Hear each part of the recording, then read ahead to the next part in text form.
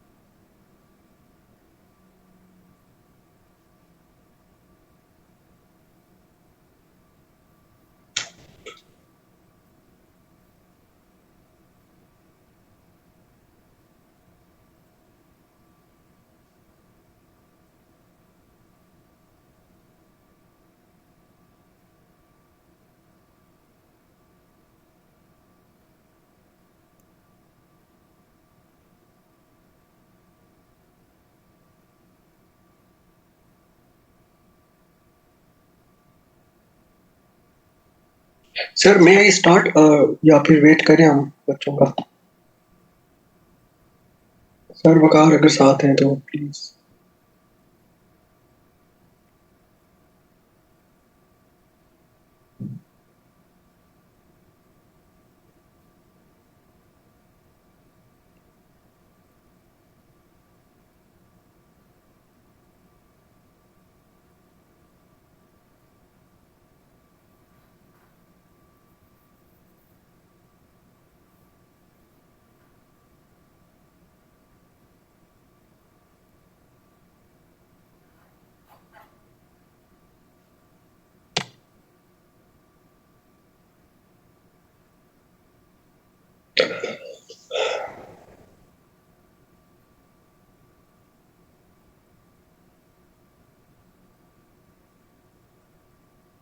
चलो जी, I think we should start now. तो ये करंट अफेयर्स के टॉपिक्स हैं जो आज हमने कवर करने हैं। टाइम कंस्ट्रेंट के मुताबिक देखेंगे, अगर दोनों कवर हो गए तो दोनों कर लेंगे, वरना एक को अच्छी तरह डिटेल में कर लेते हैं। तो ये टेबल ऑफ कंटेंट मैंने आपके लिए बनाई है ताकि आपके लिए आसानी हो कि कौन सा टॉपिक, कौन सा पैराग्राफ, कौन सी हेडिंग, कौन से पेज के ऊपर लाइक कर रही है। तो आपने सबसे पहले इसको फॉलो करना है, टेबल ऑफ कंटेंट को, जिसमें पहला टॉपिक हमारा है expulsion of Afghan refugees from Pakistan, implications and the policy option for the country, यानी कि पाकिस्तान के ऊपर क्या implications होंगे और पाकिस्तान की जो गवर्नमेंट होगी, क्योंकि पॉलिसी ऑप्शन से गवर्नमेंट ही बना सकती है, उनके पास ही ये हक होता है। तो उसको टैकल करने के लिए जो implications आएंगी, उसको टैकल करने के लिए पॉलिसी ऑप्शंस क्या होंगे, पाकिस्तान के पास क्या होने चाहिए। तो इसके अंदर ये सारी चीज़ें हमने कवर करनी है जो टेबल ऑफ कंटेंट में गिवन है, जिसमें एक ब्रीफ हिस्ट्री आपको मिलेगी 2023 तक, और हम लेटेस्ट हिस्ट्री को देखेंगे क्योंकि हमारा अफगानिस्तान इशू जेनेरिक टॉपिक नहीं है। हमने जस्ट एक ही फैक्टर को कवर करना है जिसमें आजकल का जो रेफ्यूजीज का प्रॉब्लम बना हुआ है। तो इसमें दूसरे नंबर पर हमने करने हैं फैक्टर्स जो कि डिस्टरबेंस का सोर्स बने हुए हैं, वो फैक्टर्स हमने देखने हैं। चैलेंजेस देखने हैं तालिबान के रिजीम को कि कौन से चैलेंजेस कौन से चैलेंजेस हैं तालिबान रजीम को, फिर हमने फैक्ट्स देखने हैं कि जो रिफ्यूजी डायलेमा पाकिस्तान में क्रिएट हुआ है और पाकिस्तान से इनको वापस भेजा जा रहा है, उसके फैक्ट्स क्या थे। Driving four factors behind Pakistan decision of expulsion of Afghanistan refugees. इनमें फैक्टर्स क्या थे कि उनको एक्सपेल कर दिया गया पाकिस्तान से। फिर हम देखना कि ये क्या जस्टिफाई था, जस्टिफाइबल था कि हम इनको एक्सपेल कर दें। फिर हमने देखना है कि implication of refugees expulsion and strain relation with Afghanistan. हमने रिलेशंस को भी देखना है क्योंकि कंट्रीज के रिलेशन ही एट द एंड जाके डिसाइड करते हैं कि क्राइटेरिया क्या होना चाहिए, वो इम्पैक्ट करते हैं फिर लोगों के ऊपर। इसके बाद पॉलिसी ऑप्शन देखेंगे, फिर एक मैपिंग एनालिसिस कर लेंगे, फिर रेफरेंसेस का एक ऑप्शन होगा जिसमें आप देख सकेंगे कि मैंने ये डाटा कहाँ से लिया है, एक रेफरेंस भी आपके पास होना चाहिए। तो सबसे पहले हम स्टार्ट करते हैं टॉपिक को। इसके अंदर ब्रीफली मैंने आउटलाइन किया हुआ है क्योंकि प्रॉपर लिखना बहुत ही मुश्किल हो जाता है। आपको जो रिसर्च के रेफरेंसेस दिए होंगे आपने वहां से चीजें एक्सप्लेनेशन इसकी देख लेनी है। आपको आउटलाइन मिल ये सामने आपके सामने जो आउटलाइन बनी हुई है इसको आपने रिसर्च करनी है। जो रेफरेंसेस मैंने एंड में गिवन होंगे उसको क्लिक करेंगे, आपको इंटरनेट सोर्स के ऊपर वो पहुंचा देगा। तो ये आपके लिए मैंने इजी कर दिया इसके अंदर। तो सबसे पहले जब हम हिस्टोरिकल बैकग्राउंड देखेंगे अफगानिस्तान का, उसके क्राइसिस का, तो वो हम लेके चलेंगे 1979 से 2023। ऑल दो के 1979 में थोड़ी डेवलपमेंट्स हुई जो कि जिसने चेंज कर दिया चीज़ों को, एक डायनामिक पूरा चेंज हो गया। वो क्यों हुआ उसके बैकग्राउंड में भी हम थोड़ा सा जाएंगे।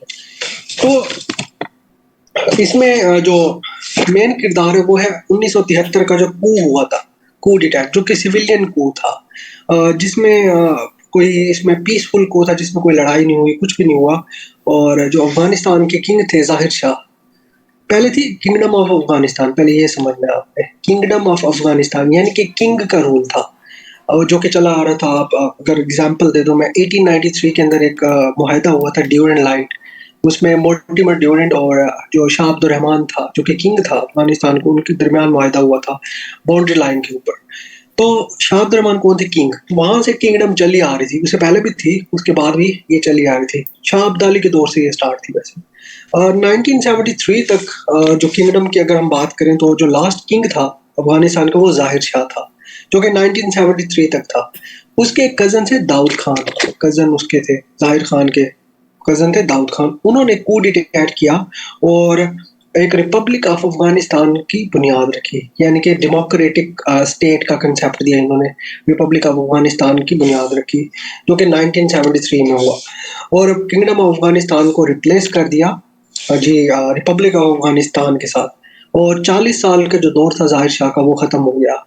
तो उसके बाद 1978 की बात करें, अप्रैल के अंदर एक सूर SOUR भी कह सकते हैं उसको, SOWR भी कह सकते हैं, सूर रेवोल्यूशन आई। एक रेवोल्यूशन, ये इतना इंपॉर्टेंट नहीं है, जस्ट आपने कनेक्ट करने हैं डॉट्स, तो इसके ऊपर आपने ध्यान नहीं देना। हमने जो हमारा असल टॉपिक है वो आगे है, थोड़ी सी आपको एक कनेक्टिविटी बना रहा हूँ। 1973 में कूड अटैक हुआ जिसमें जाहिर शाह को हटा के दाऊद खान आ गए। फिर 1978 के अंदर एक सूर रेवोल्यूशन है, सूर कहते हैं, जो सूरी डायनेस्टी आपने देखी थी, सूर एक कबीला है, तो उसके ऊपर एक रेवोल्यूशन है जिसका क्या मकसद था। उनके पास एक थी PDPA, उसको कहते हैं जो public democratic party of Afghanistan, ठीक है। यानी कि उसमें लोगों का रोल होना चाहिए। जो दाऊद खान, क्योंकि वो खुद भी किंगडम से थे, खुद भी वो शाही फैमिली से थे, तो लोग खड़े हो गए 1978 में, एक रेवोल्यूशन आई जो कि सॉफ्ट रेवोल्यूशन थी, इतनी ज़्यादा वो अहम नहीं थी। तो PDPA की बुनियाद रखी गई। PDPA क्या होता है जी? People's democratic party of Afghanistan, एक पार्टी बनी जिसने रिप्लेस कर दिया दाऊद खान को। यानी कि पहले आए जाहिर शाह को रिप्लेस किया दाऊद खान ने, फिर दाऊद खान को रिप्लेस किया किसने? PDPA ने, यानी कि जो सूर रेवोल्यूशन है 1978। अब यही PDPA थी जिसके रिलेशंस अच्छे बने, जो कि सोवियत थी, सोवियत यूनियन, उस वक्त का जो सोवियत रशिया था। इसकी इनकी इंक्लिनेशन इसलिए बनी क्योंकि इनकी जो पॉलिसीज थी वो कम्युनिज्म की थी, PDPA की, जो अफगानिस्तान की लास्ट जो हुकूमत थी। तो इनकी जब जो इंक्लिनेशन बढ़ी सोवियत यूनियन के साथ, तो जब इनके ऊपर, क्योंकि इनके खिलाफ भी बगावतें हो रही थी अफगानिस्तान में, तो इन्होंने इनवाइट किया सोवियत रशिया को कि आप हमें आके बचाएं, पीडीपीए ने। तो सोवियत रशिया आया अफगानिस्तान के अंदर 1979 में, और इसी को कहते हैं सोवियत इन्वेजन ऑफ अफगानिस्तान, जो कि हमारा पहला पॉइंट है इसके अंदर। यानी कि अब हम 1979 की तरफ आ गए। अब जब सोवियत यूनियन ने अटैक किया अफगानिस्तान के ऊपर, तो एक पावर डायनामिक क्रिएट हो गया। उसमें एक जैसे कहते हैं वैक्यूम, पावर वैक्यूम। अब क्योंकि उस उन दिनों अगर हम डॉट को कनेक्ट करें, उन दिनों एक राइवलरी जो ग्लोबली एक राइवलरी चल रही थी किस किस के दरमियान, अमेरिका, यूनाइटेड स्टेट्स और यूएसएसआर, जो कि कम्युनिज्म एंड कैपिटलिज्म की जंग भी थी, डेमोक्रेसी और टोटलिटेरियनिज्म की जंग भी थी। अब इस जंग का क्राइटेरिया बढ़ गया, अफगानिस्तान के अंदर आ गया, क्योंकि जो अमेरिका है वो लूप होल ढूंढता है और एक एरिया डिफाइन करता है कि किस एरिया में जाके मैंने लड़ना है। तो ये इंटरनेशनल एक कॉन्सेप्ट, जब कहीं पर वैक्यूम क्रिएट हो, यानी कि एक पावर किसी एक जगह को, उस वैक्यूम को फिल करने की कोशिश करेगी, तो दूसरी जो पावर होगी वो आके उसके खिलाफ लड़ेगी। तो ये इंटरनेशनल रिलेशन के अंदर कॉन्सेप्ट है, तो इसको आपने गौर से समझना है। तो जब सोवियत ने हमला किया अफगानिस्तान के ऊपर, तो एक वैक्यूम क्रिएट हुआ, एक ज़रूरत पेश है कि एक पावर अफगानिस्तान के अंदर आ चुकी है। तो अमेरिका को ज़रूरत पेश हुई, क्योंकि वो लड़ रहे थे ऑलरेडी, अमेरिका को ज़रूरत पेश हुई कि मुझे भी आना चाहिए। तो यूएसए की जो सेंट्रल इंटेलिजेंस एजेंसी है, सीआईए, उसने, और पाकिस्तान की आईएसआई, यानी कि पाकिस्तानी गवर्नमेंट भी इन्वॉल्व थी इसके अंदर, और Saudi Arabia, kingdom of Saudi Arabia, इन तीनों कंट्रीज के ब्लॉक ने एक फैक्शन क्रिएट किया। अब समझना है आपने, हम मूव कर रहे हैं आगे की तरफ। एक फैक्शन क्रिएट किया जिसको कहा गया मुजाहिदीन, और 1979 की बात कर रहा हूँ। अब मुजाहिदीन का जो फैक्शन स्टार्ट किया गया वो किसके लिए किया गया, उसकी वजह क्या थी? मुजाहिदीन एक नया कंसेप्ट था उन दिनों, मुजाहिद के जिहाद करने वाला, एक जिहाद की मूवमेंट स्टार्ट करने के लिए मुजाहिदीन के टोले को बनाया गया। और वो मुजाहिदीन सिर्फ अफगानिस्तान से नहीं थे, वो सऊदी अरेबिया से भी इंपोर्ट किए गए, वो पाकिस्तान से भी आए, खासतौर पर पेशावर का एरिया और केपीके के एरिया से, और अफगानिस्तान के नेटिव मुजाहिदीन। तो इनको इकट्ठा किया गया और एक ऑपरेशन स्टार्ट किया गया जिसको कहा गया ऑपरेशन साइक्लोन। ऑपरेशन साइक्लोन की बुनियाद कब रखी गई? 1979 में, जब मुजाहिदीन क्रिएट किया गया। और इसका मकसद क्या था ऑपरेशन साइक्लोन का? सोवियत यूनियन को, यानी कि सोवियत रशिया को, यानी कि सोवियत आर्मी को, उसको रेड आर्मी भी कहते हैं, उसको अफगानिस्तान से एक्सपेल करना है। तो ये किसका मकसद था? अमेरिकन बेस्ड सीआईए, सीआईए ने फंडिंग की मुजाहिदीन को, और सऊदी अरब ने भी फंडिंग की मुजाहिदीन को, और पाकिस्तान ने लॉजिस्टिक सपोर्ट दी मुजाहिदीन को, उनको ट्रेनिंग दी, उनको बेसिस दी, उनको जो दूसरी लॉजिस्टिक सर्विसेज है वो प्रोवाइड की। और एक सारा कॉम्बिनेशन किसके खिलाफ खड़ा हो गया? जो सोवियत रशिया था। और सोवियत रशिया किसकी बैकिंग पे आया था? PDPA, people's people's democratic party of Afghanistan, PDPA. तो ये एक ब्लॉक टाइप बन गया, यानी कि पीडीपीए और सोवियत अलग से थे, और यहाँ से 3 कंट्रीज बैकिंग दी मुजाहिदीन। अब तालिबान और मुजाहिदीन में क्या फ़र्क है? आपने ये क्वेश्चन आपके जहन में आ रहा होगा कि मुजाहिदीन और तालिबान में क्या डिफरेंस है? जब 1979 में मुजाहिदीन बन गया और 10 साल ये लड़ते रहे, और फाइनली 1989 में सोवियत को विड्रॉ करना पड़ गया। ठीक है, जिनेवा कन्वेंशन हुई, डिफरेंट डायनामिक चेंज हुए ग्लोबली, और सोवियत यूनियन जो ना बड़ा वीक हो गया इकोनॉमिकली, पॉलिटिकली, क्योंकि कोई सपोर्ट नहीं थी, और इनके अंदरूनी कॉन्फ्लिक्ट और ज़्यादा हो रहे थे। तो 1989 में सोवियत का विड्रॉल हो गया। तो उसके बाद सोवियत तो चले गए, जो बेसिक मकसद मुजाहिदीन का था, सोवियत को मारना था, सोवियत को निकालना था। अब सोवियत चले गए, जो मुजाहिदीन थे वो क्या करते? जो मुजाहिदीन थे वो डिफरेंट फैक्शंस में चेंज हो गए, यानी कि तब्दील हो गए, डिवाइड हो गए, डिफरेंट फैक्शंस बन गए। जब ये डिफरेंट फैक्शंस बन गए ना, तो उसके बाद वन ऑफ द फैक्शंस जो जाके आगे जाके तालिबान बनता है। तो मुजाहिदीन से तालिबान का सफ़र यहाँ तक हमने तय किया है। पहले मुजाहिदीन है, फिर तालिबान। तालिबान कब है? 1996 के अंदर फाइनली इन्होंने अपनी हुकूमत बनाई। अब एक कंसेप्ट आता है good Taliban and bad Taliban. अब देखें, जब सर 19 मुजाहिदीन से तालिबान का क्या कनेक्शन था, रिपीट कर दें। जी, 1979 में मुजाहिदीन क्रिएट किए गए सोवियत को निकालने के लिए, with the banking of USA, kingdom of Saudi Arabia and Pakistan. जो कि 1989 तक चला, मुजाहिदीन का कॉन्सेप्ट। और जब 1989 में सोवियत चला गया, बेसिक मकसद ही मुजाहिदीन को बनाना यही था कि सोवियत को भगाना है।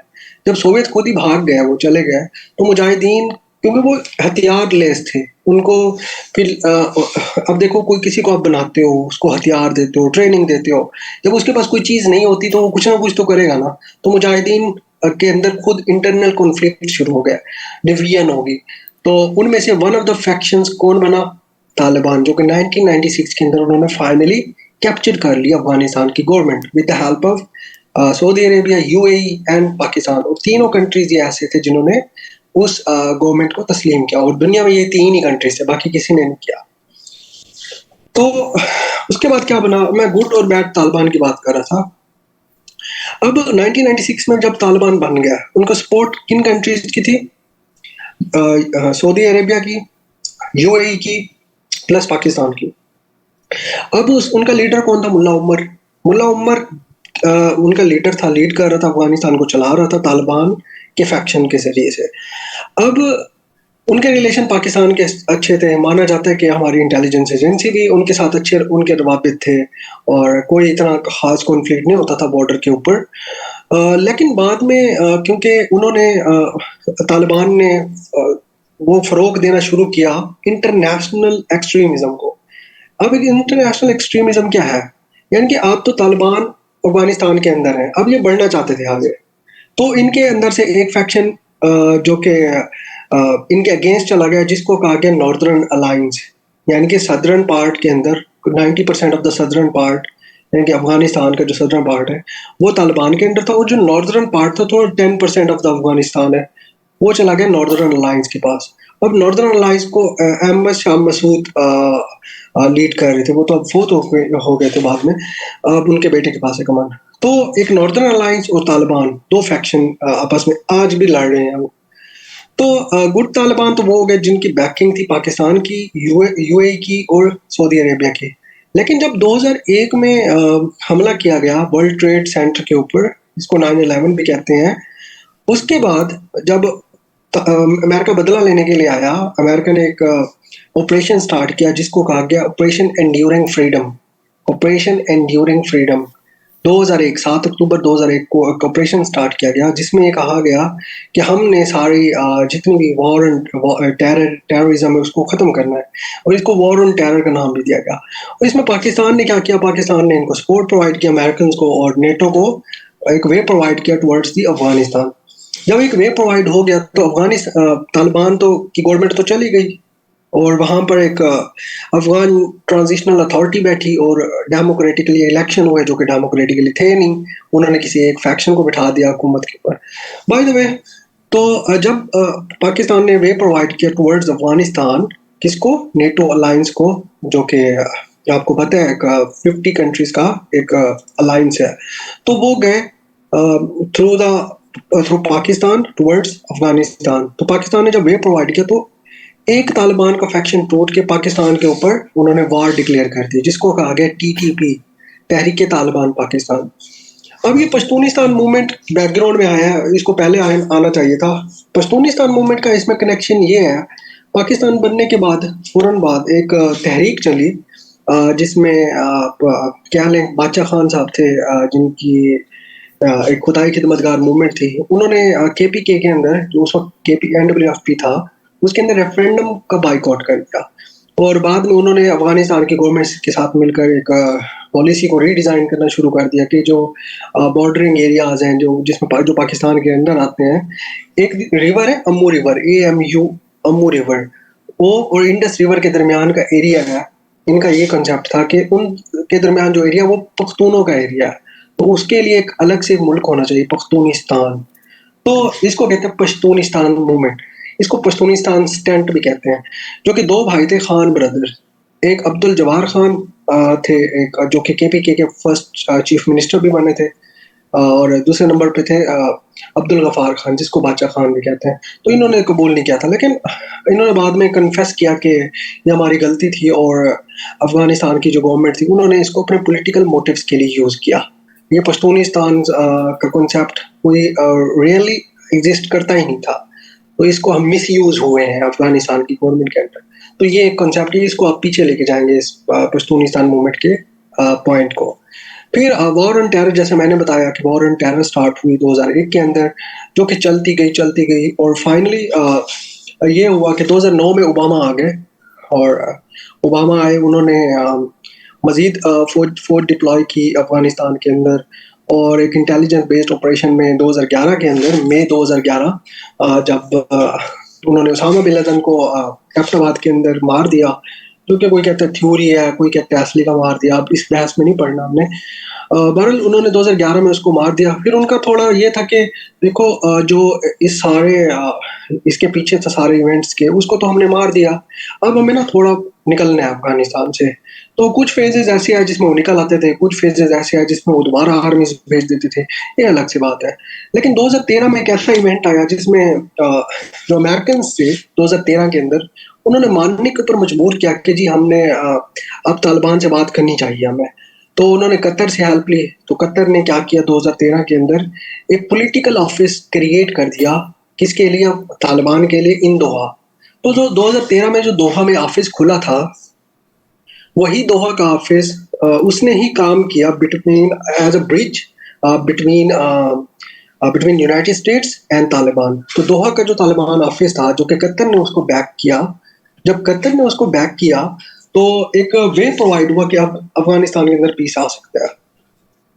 तो वहां से क्या हुआ, एक ये चली कि एक एक्सेप्टेंस आई कि हम अब एक पीस प्रोसेस की तरफ जा सकते हैं। ठीक है जी। तो इस तरह देखिए, अगर आप 2013 से 2021 की हम सेकंड फेज के अंदर देखें, क्योंकि फर्स्ट फेज जो था हमारा वॉर ऑन टेरर का था, उससे पहले जो फेज था उसमें अमेरिकन ने खुद हेल्प की मुजाहिदीन क्रिएट करने में, सोवियत्स को निकालने में।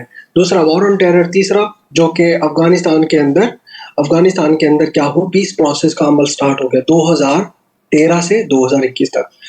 अब 2013 से 2021 में काफ़ी फेजेस आए, ओबामा की सेकंड गवर्नमेंट आ गई, लेकिन क्योंकि ओबामा एडमिनिस्ट्रेशन इधर इधर जो अरब स्प्रिंग है वो स्टार्ट होगी, उधर भी काफ़ी इन्वॉल्व रही, सीरिया के अंदर कॉन्फ्लिक्ट के अंदर इन्वॉल्व रही, तो अफगानिस्तान का जो इशू है पीछे चला गया। और इसमें टाइम मिल गया, एनालिसिस है आपका, इसमें तालिबान को टाइम मिल गया to to to become more powerful. तो मोर पावरफुल फैक्शन बनकर उभर के आए, ठीक है ना। और जब वो मोर पावरफुल फैक्शन उभर के निकल के आए, तो 2021 तक उनके हाथ में गेम थी। 2017 में डोनाल्ड ट्रंप आ जाते हैं। डोनाल्ड ट्रंप 2017 में हलफ लेते हैं और 2017 के बाद डायनामिक्स चेंज हो जाते हैं।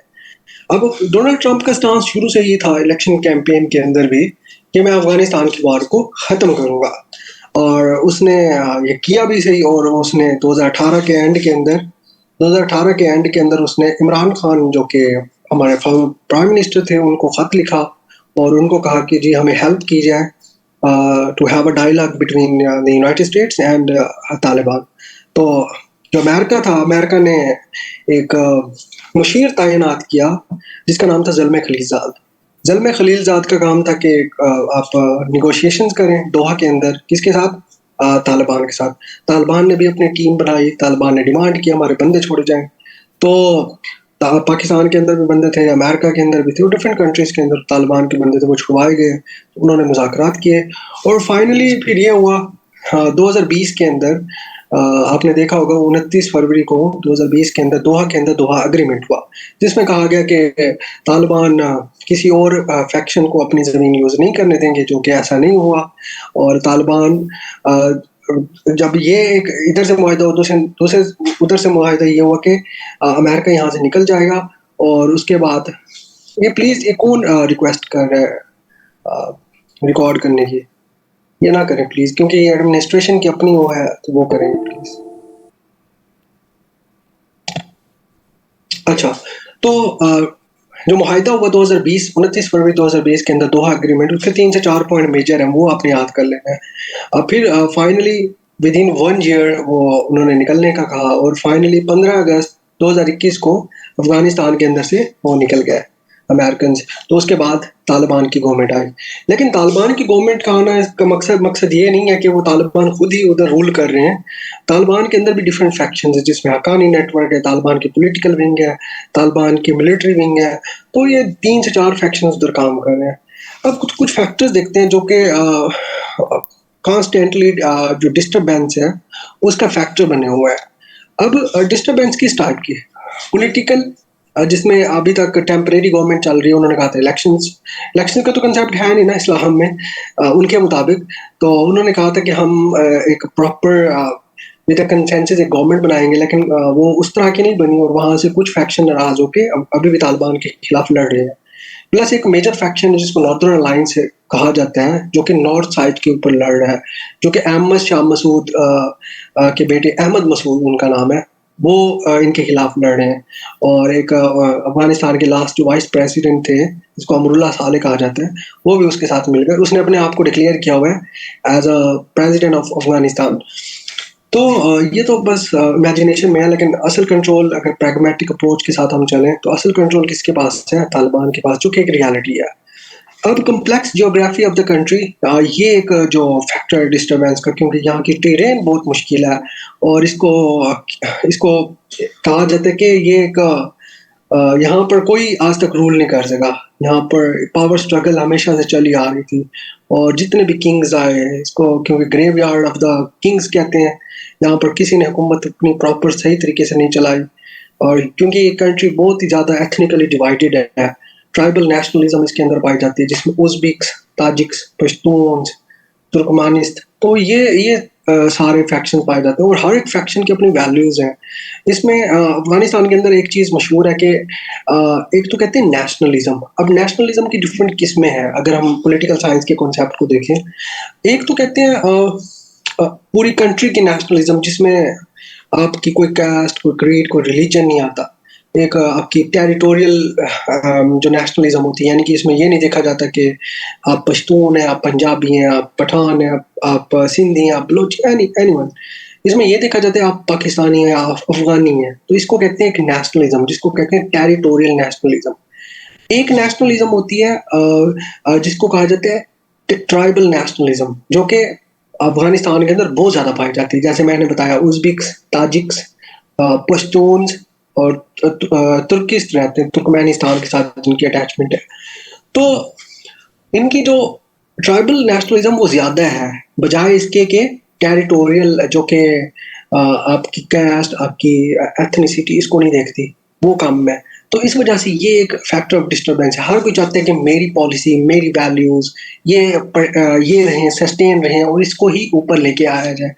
इसके बाद राइवलरी है, इसमें डिफरेंट स्टेक होल्डर्स हैं। जैसे मैंने पहले बताया, एक तालिबान है, उसके साथ उसके अगेंस्ट आपका ISKP यानी कि Islamic state of Khorasan province, वो भी लड़ रहे हैं। दाइश जिसको कहते हैं, वो भी लड़ रही है। प्लस नॉर्दर्न अलायंस भी इनके खिलाफ एक्टिव है, जिसको सपोर्ट है वेस्टर्न कंट्रीज की नॉर्दर्न अलायंस को। तो एक यहाँ पर राइवलरी सी सिचुएशन है। इसके बाद conflicting interest of external powers.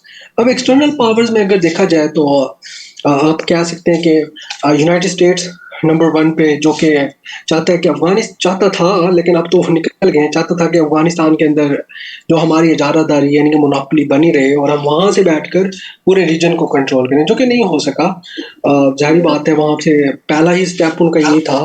Taliban का पहला ही मकसद ये था कि यहाँ से अमेरिकनों को निकालना था, यानी कि withdrawal of the American forces and the NATO alliances from Afghanistan.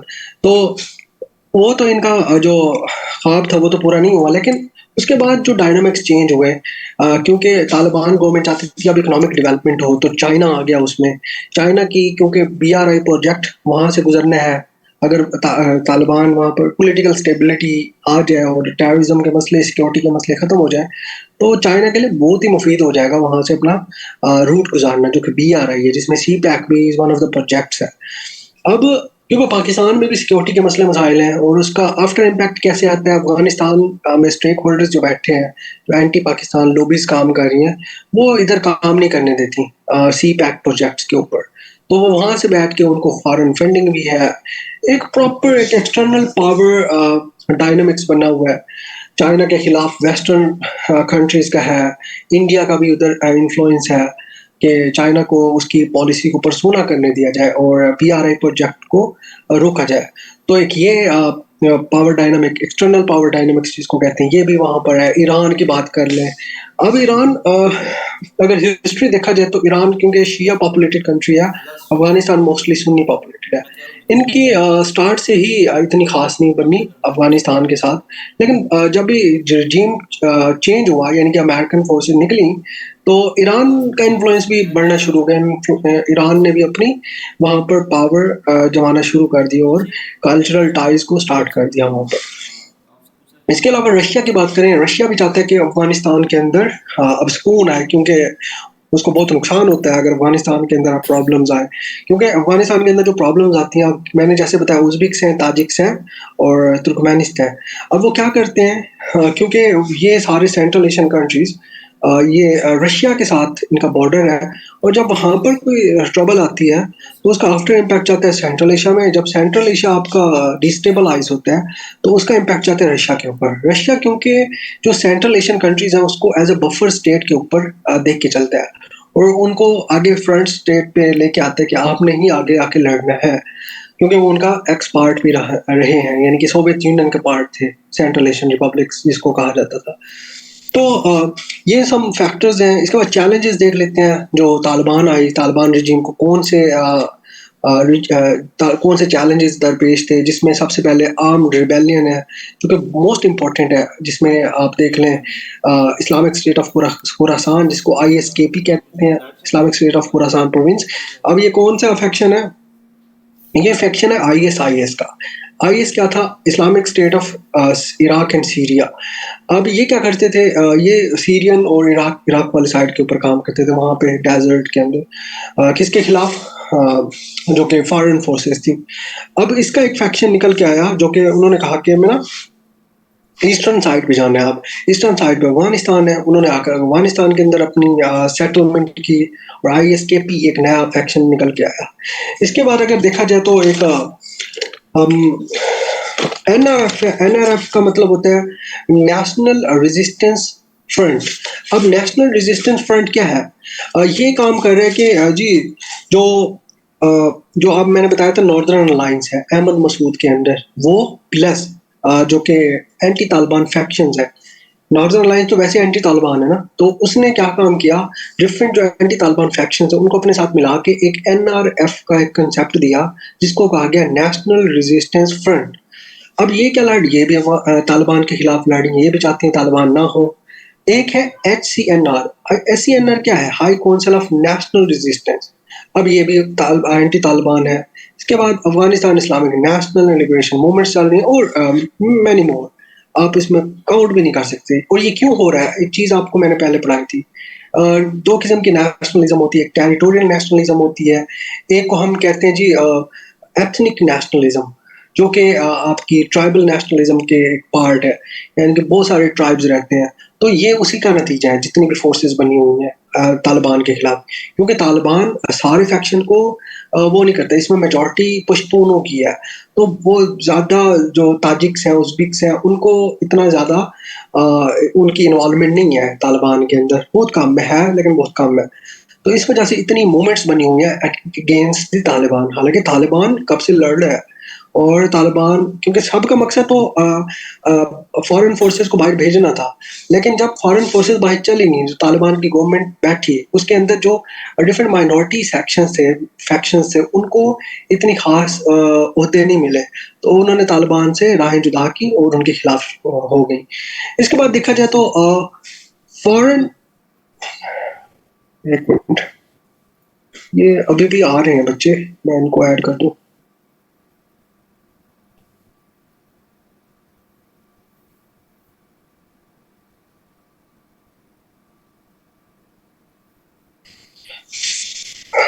अच्छा, तो इसके बाद ये सारी चीजें चैलेंजेस के अंदर जी ये शेयर हो जाएगा, ये एडमिनिस्ट्रेशन वाले आपको कर देंगे।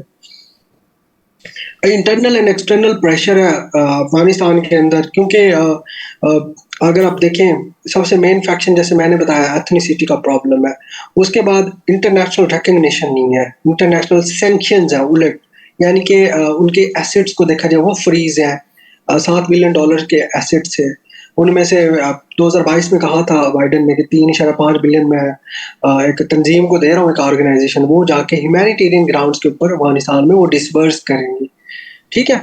और उसके बाद जो $3.5 बिलियन होंगे, बाइडेन ने कहा था कि वो मैं डिस्पर्स करूंगा जो कि 2001 में विक्टिम्स थे, वर्ल्ड ट्रेड सेंटर के जो विक्टिम्स थे उनको डिस्पर्स करूंगा, लेकिन ये आइडिया नहीं उतरा उसकी उम्मीदों पर।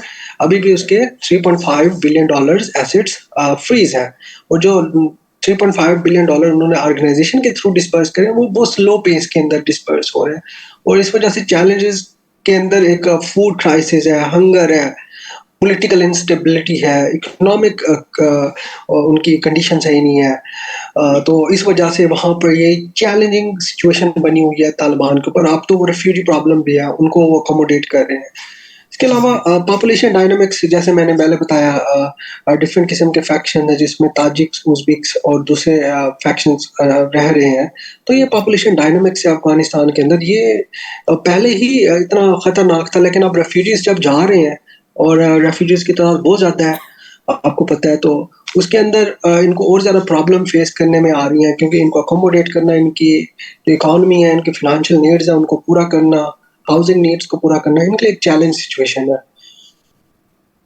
ह्यूमन राइट्स अब्यूजेस एक ये छठे नंबर पे चैलेंज है। ह्यूमन राइट्स अब्यूजेस के अंदर क्या आता है कि आप वुमेन को राइट्स नहीं देते, ठीक है, आप वहाँ पर वोटिंग का राइट नहीं देते, ठीक है जी, वहाँ पर ऐसे एक्स्ट्रा जुडिशियल किलिंग्स करते हैं, यानी कि उन देखें ना, अगर आप देखें कि फॉरेन जो जुडिशियल एक्स्ट्रा जुडिशियल किलिंग क्या होती है, पहले इसको समझें। एक्स्ट्रा जुडिशियल किलिंग ये होती है कि अगर आप for example without any justice, without any procedure, आप क्या करते हैं, किसी को उठा लेते हैं और उसको सजा दे देते हैं, ठीक है ना। और जब उसको सजा दे देते हैं और कोई उसमें कोई प्रोसीजर फॉलो नहीं किया जाता, प्रोसीजर जब फॉलो नहीं होता तो इसका क्या मतलब है कि उसको इंसाफ नहीं मिला। इसको कहते हैं एक होता है कि फास्ट जस्टिस, एक होता है जो फास्ट जस्टिस के अंदर उसकी जो उसमें रिक्वायरमेंट्स है जस्टिस की, यानी कि फंडामेंटल उसके रिक्वायरमेंट्स वो पूरी नहीं होती और उसको जल्दी से ही सजा जजा दे दी जाती है। जब ये चीज़ हो जाती है तो इसका क्या मतलब है कि उस बंदे को इंसाफ नहीं मिला। तो ये एक्स्ट्रा जुडिशियल किलिंग्स हो रही हैं, गैप किया जा रहा है फोर्सफुली लोगों को। तो ये चीज़ें अगर देखी जाए ये ह्यूमन राइट्स अब्यूजेस के अंदर आती है। और ह्यूमन राइट्स कमीशन है जो कि नेशनल एनएचसीआर है, वो इनके ऊपर काफ़ी वो करता है, क्रिटिसिज्म करता है, और इसके ऊपर अफगानिस्तान के अंदर इसका काफ़ी जी, जस्टिस हरीट, जस्टिस बरीट, गुड। आप एडवोकेट हैं, आप तो ख्याल रखना। सर जी, आवाज़ पॉइंट 2 क्लियर है? आपका मिस हो गया था। जी, जी, कौन सा? सर ये फॉरेन फॉरेन वाला। एक मिनट मैं देखता हूँ।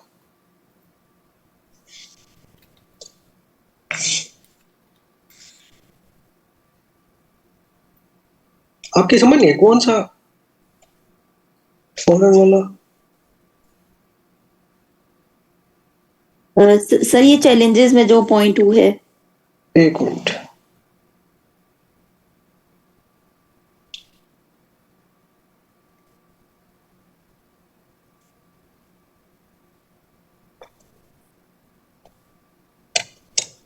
मैं बताता हूँ उसके बाद में आपको। मैं एडमिट कर लूँ, बच्चे अभी भी आ रहे हैं।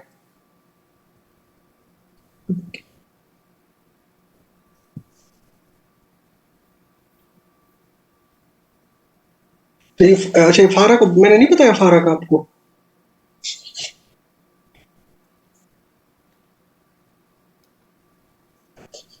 हेलो, ये फारा का नहीं बताया? आप फारा की बात कर रहे हैं?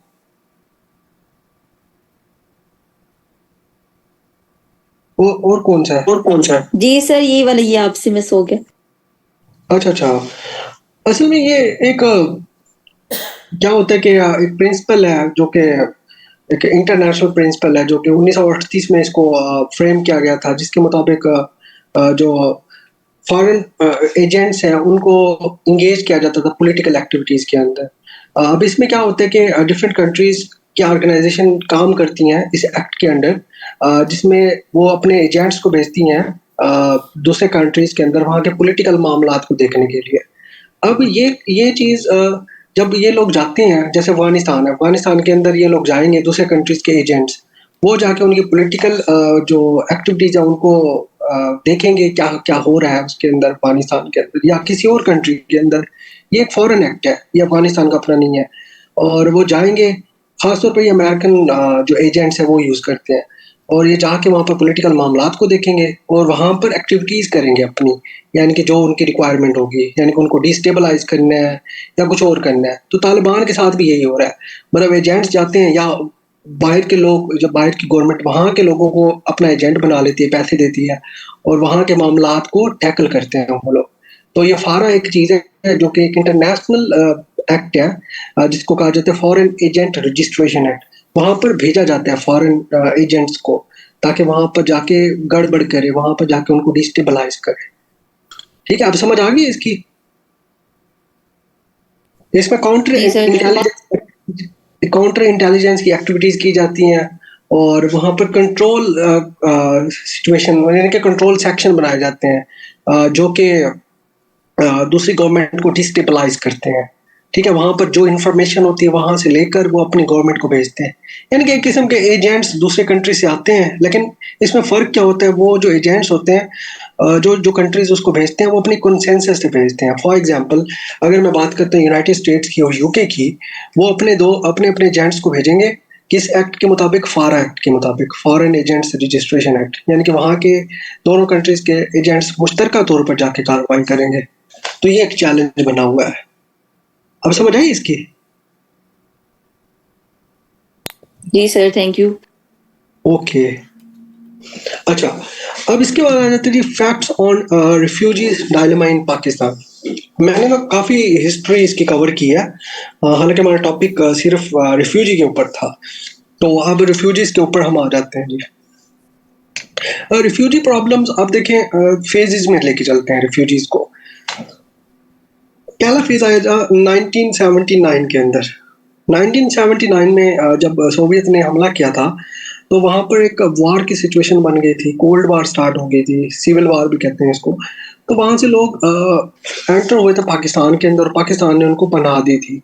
जब पाकिस्तान ने उनको पनाह दी थी, तो उन्होंने यहाँ पर अपनी बिजनेस स्टार्ट कर दी। जैसे आजकल आप देखते हैं ना, डिफरेंट चाय वाले हो गए, या आप देखें उसमें ड्राई फ्रूट्स के बिजनेसेस हो गए, वो ज्यादातर ये अफगानियों के पास है। और ये उसमें काफी सारे इलीगल एक्टिविटीज भी कर रहे थे, इलीगल वो धंधे चला रहे थे, कुछ रजिस्टर्ड नहीं थे।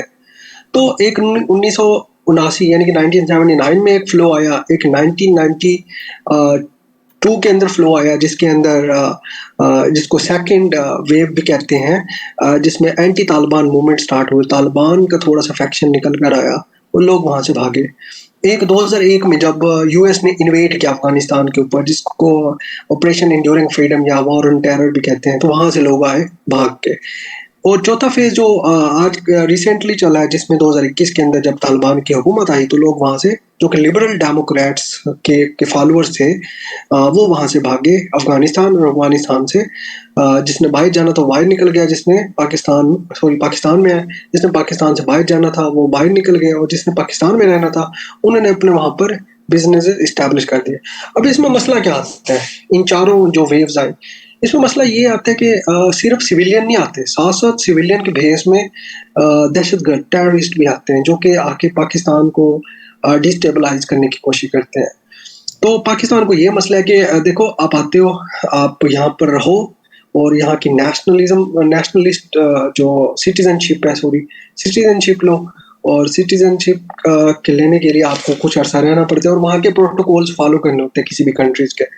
तो इनमें से काफी सारे लोग, अब टोटल 4.4 मिलियंस थे अफगानिस्तान के अंदर। अब उनमें से जो 1.7 है, जो कि बड़ी मिकदार है, यानी कि 17 lakhs, वो इलीगल इमिग्रेंट्स थे उनके पास। यानी कि अब आते हो ना, तो उनका भी कुछ डाटा होता है। अब देखो, मैं अगर अफगानिस्तान से भाग के आऊंगा, तो अगर मैं इलीगली आऊंगा तो मेरा कोई डाटा नहीं होगा पाकिस्तान के पास।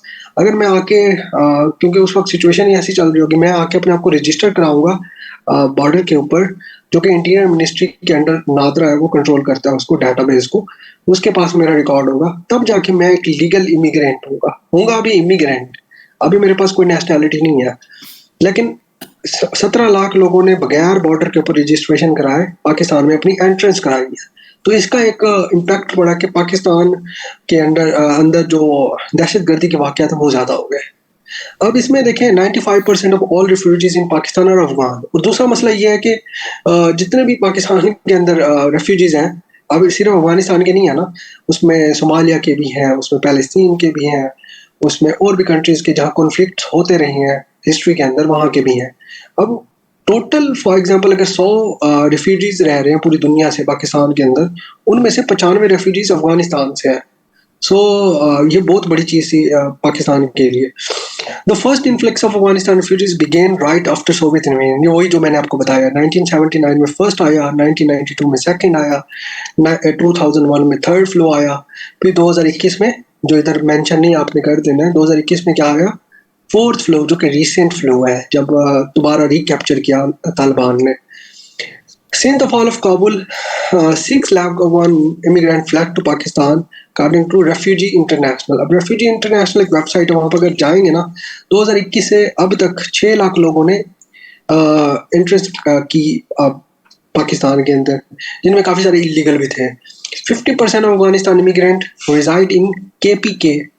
जो 50% अफगानिस्तान के इमिग्रेंट्स हैं वो KPK में रहते हैं, और 24% बलूचिस्तान में, बाकी पंजाब के अंदर और सिंध के अंदर, कुछ सिंध में कराची के अंदर ज़्यादातर। तो ये कुछ फैक्ट्स एंड फिगर्स हैं जो कि आपने याद रखने हमेशा अपने पेपर्स के लिए, करंट अफेयर के पेपर्स के लिए, क्योंकि फैक्ट फिगर्स मैटर करते हैं, और ये रिसेंट है और बड़े मैंने तवज्जो से लिए हैं। इसके बाद driving factors behind Pakistan decision of expulsion of Afghan refugees. अब इसमें एक चीज़ आपने नोट करनी है कि फैक्टर्स क्या थे पाकिस्तान की, जो पाकिस्तान ने एक फैसला किया कि मैंने एक्सपेल करना है अफगानिस्तान के रेफ्यूजीज को। उसमें 3 से 4 फैक्टर्स हैं, वो देख लेते हैं। नंबर 1 पे आते हैं अपसर्ज इन टेररिज्म, जिसमें आप कुछ कोट कर सकते हैं कुछ इवेंट्स को, जैसे चिलास बस अटैक है, जोब अटैक है, चित्राल अटैक है, मियाँ वाली एयर बेस अटैक है। इसके अलावा APS का अगर देखें तो APS का वाक़या वो भी अफगानिस्तान से ऑपरेट हुआ था, और भी काफ़ी सारे आप इसमें कोट कर सकते हैं। अब ये जो वाक़यात लिखे हैं इसको आपने सर्च करना है और यहाँ से डाटा ले लेना है। स्मगलिंग ऑफ डॉलर्स, ये नंबर 2 इशू है। पाकिस्तान की डॉलर की जो आउटफ्लो है वो बहुत ज़्यादा हो रहा है, इलीगल आउटफ्लो। पाकिस्तान के अंदर से स्मगल होके अफगानिस्तान जाता है कि वो पाकिस्तान की इकॉनमी ठीक नहीं है, और इससे और ज़्यादा नुकसान हो रहा है पाकिस्तान की इकॉनमी को। तो ये एक मसला आ रहा है। Growing criminal activities including human trafficking, drug trafficking, kidnapping for ransom. Kidnapping for ransom ये होता है कि आप तावान किडनैप करते हो लोगों को पैसे लेने के लिए। तो ये एक्टिविटीज़ बहुत ज़्यादा हो गई, ड्रग की एक्टिविटीज़ हो गई, नॉन कस्टम चीज़ों की इधर इन्फ्लो बहुत ज़्यादा हो गई, ठीक है। और इसमें ह्यूमन ट्रैफिकिंग यानी कि लोगों की ट्रैफिकिंग, यानी कि लोगों को बेचना, गुलामों को बेचना, इस तरह का कॉन्सेप्ट अभी भी छोटे लेवल पर है, ठीक है। तो ये चीज़ें बहुत ज़्यादा होगी। अब इन फैक्टर्स के मद्देनज़र पाकिस्तान को अपने सिक्योरिटी और इकोनॉमिक मामलात भी तो देखने हैं। पाकिस्तान की नेशनल सिक्योरिटी के ऊपर ये काफ़ी दबा बने हुए थे, और लोगों की एक नेशनल डिमांड थी कि आपने क्यों 4.4 मिलियन अफगानियों को पनाह दी हुई है। हालांकि अगर देखा जाए हिस्टोरिकली, अफगानिस्तान पहला कंट्री था जिसने हमें तस्लीम करने से मना कर दिया था, और आज तक उन्होंने किसी भी गवर्नमेंट ने, इंक्लूडिंग तालिबान गवर्नमेंट, ये कोई नहीं मानता जो ड्यूरेंट लाइन है। ड्यूरेंट लाइन को वो ये नहीं मानते कि ये पाकिस्तान के, वो कहते हैं कि ये अफगानिस्तान का हिस्सा है और कॉन्फ्लिक्टिंग है। हालांकि ये इंटरनेशनली रिकॉग्नाइज्ड है, और अफगानिस्तान ने खुद 1893 में जब मोर्टिमर ड्यूरेंट और शाह अब्दुर रहमान ने एक एग्रीमेंट किया था, ड्यूरेंट लाइन एग्रीमेंट कहते हैं, ये पढ़ ले आप, 3 से 4 पॉइंट्स हैं इसके, नेट पे मिल जाएंगे, जिसमें कहा गया था कि ये जो शाह अब्दुर रहमान ने इसमें साइन किया था कि इलाके हैं जो आजकल का बॉर्डर है अफगानिस्तान पाकिस्तान के दरमियान, ये पाकिस्तान के एरियाज है और इस पे क्लेम नहीं कर सकता अफगानिस्तान। तो ये पूरा एक लिखा हुआ है पैराग्राफ, आप पढ़ें तो अगर नेट पे मिल जाएगा आपको। अब देखना है कि क्या ये जस्टिफाइबल है कि अफगान रिफ्यूजीज को हम वापस भेजें। Is it justified to expel Afghan refugees? तो इसको भी देख लेते हैं, इसमें पाकिस्तान का क्या स्टांस है। सबसे पहले नंबर पे है, Pakistan is not signatory to the 1951 convention relating to the status of refugees. अब ये क्या स्टेटस ऑफ रेफ्यूजीज क्या कहता है वो देखते हैं। The convention that stops states from punishing people who enter a country illegally. अब 1951 में कन्वेंशन हुई थी, जब यूनाइटेड नेशन बनी ना उसके बाद उसके ऊपर कन्वेंशन हुई काफी उसके अंडर। तो एक 1951 में कन्वेंशन हुई जिसको कहा गया status convention on the status of refugees. ये अभी भी नेट पे पड़ी हुई है। दोबारा रिपीट कर रहा हूँ, convention on the status of refugees. इसका मतलब ये है कि अगर कोई कंट्री रोकेगा या पनिश करेगा लोगों को जो कि एंटर हो रहे होंगे इलीगली किसी और कंट्री के अंदर, यानी फॉर एग्जांपल पाकिस्तान है, पाकिस्तान के अंदर अफगानी रेफ्यूजीज जब एंटर होंगे, पाकिस्तानी गवर्नमेंट उनको क्या करेगी, रोकेगी या उसको उनको पनिश करेगी, उनको पुश बैक करेगी। तो ये कन्वेंशन उसको रोकती है, यानी कि आपने कोई पनिश नहीं करना, कुछ नहीं करना, उनको जगह देनी है। अब पाकिस्तान इसका सिग्नेटरी नहीं है। अगर पाकिस्तान इसका सिग्नेटरी होता तो पाकिस्तान के पास कोई वो होती, जवाज होता कि जी आपको ये नहीं करना चाहिए, इनको एक्सपेल नहीं करना चाहिए। लेकिन पाकिस्तान सिग्नेटरी है ही नहीं उस कन्वेंशन का। तो पाकिस्तान के पास एक जवाज है, एक पाकिस्तान के पास एक फैक्ट है कि जी देखो हम इस कन्वेंशन के सिग्नेटरी नहीं है, तो we can expel the illegal immigrants from our country. It is our national interest and national security. तो वैसे भी हमें अगर ये कन्वेंशन के सिग्नेटरी भी होते ना, तो जो नेशनल सिक्योरिटी कम्स फर्स्ट। आपने नेशनल सिक्योरिटी को देखना है, अपने लोगों की सिक्योरिटी को देखना है, फिर कन्वेंशन सेकंड बैक बर्नर पर चली जाती है। आपने अपने लोगों की जानें बचानी है, तो चाहे सिग्नेटरी भी होता ना फिर भी ये एक मसला ही बना हुआ है कि जिससे टेररिज्म और ज्यादा, एक्सट्रीमिज्म और ज्यादा बढ़ रही है, किलिंग्स बढ़ रही है। ठीक है, तो पहला पॉइंट आपने ये देना है कि जस्टिफाइबल है, नंबर 1। नंबर 2 पे देखते हैं जी, ये आपने लिखना है उधर। नंबर 2 में है, there are many international human rights convention that Pakistan is signatory to, जिसमें सिग्नेटरी भी है। जैसे कौन सा, the international covenant on civil and political rights, the international covenant on economic, social and cultural rights, the international convention. अब convention की बात हो रही है, ठीक है ना, international convention on the discrimination of all types of,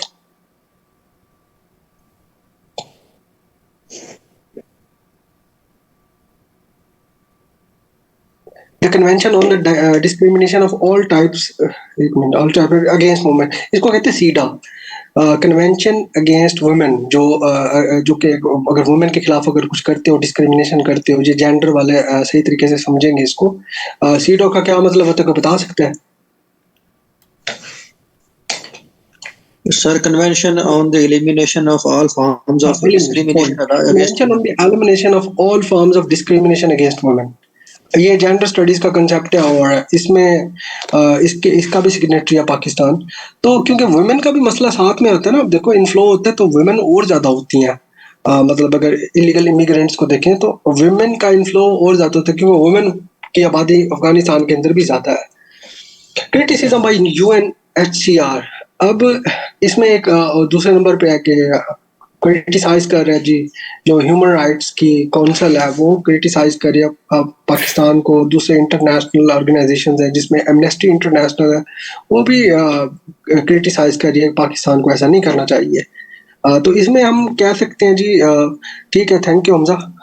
तो इसमें हम कह सकते हैं जी देखो, डिफरेंट ऑर्गेनाइजेशन हमें क्रिटिसाइज कर रही है, तो हमें थोड़ा ना टाइम देना चाहिए था। अब हमें दो वे में जा रहे हैं, जस्टिफाई भी कर सकते हैं इसको, जस्टिफाई नहीं भी कर सकते, अपना आपने स्टैंड लेना है इसके अंदर। अब हमने एग्जांपल देने, देखो अगर कहीं और जगह, किसी और जगह अगर फॉर एग्जांपल हम देखते हैं जी, जहाँ पे मुस्लिम माइनॉरिटी के लोग किसी और जो नॉन मुस्लिम होते हैं, यानी कि जो मेजोरिटी में होते हैं, उनके कंट्रीज में जाते हैं। फॉर एग्जाम्पल अमेरिका को समझ लो, वहाँ अगर कोई पाकिस्तानी कम्युनिटी का जाए, पाकिस्तान के अगर कोई खुदा न खास्ता कोई मसला हो जाता है, तो उधर अगर पाकिस्तानियों को ना आने दिया जाए, ठीक है, तो उसमें क्या होगा, उसमें फिर वो हमें भगाएंगे वहां से, तो हमारी आवाज़ निकलेगी, क्योंकि देखो हर एक मुल्क की सिक्योरिटी का होता है।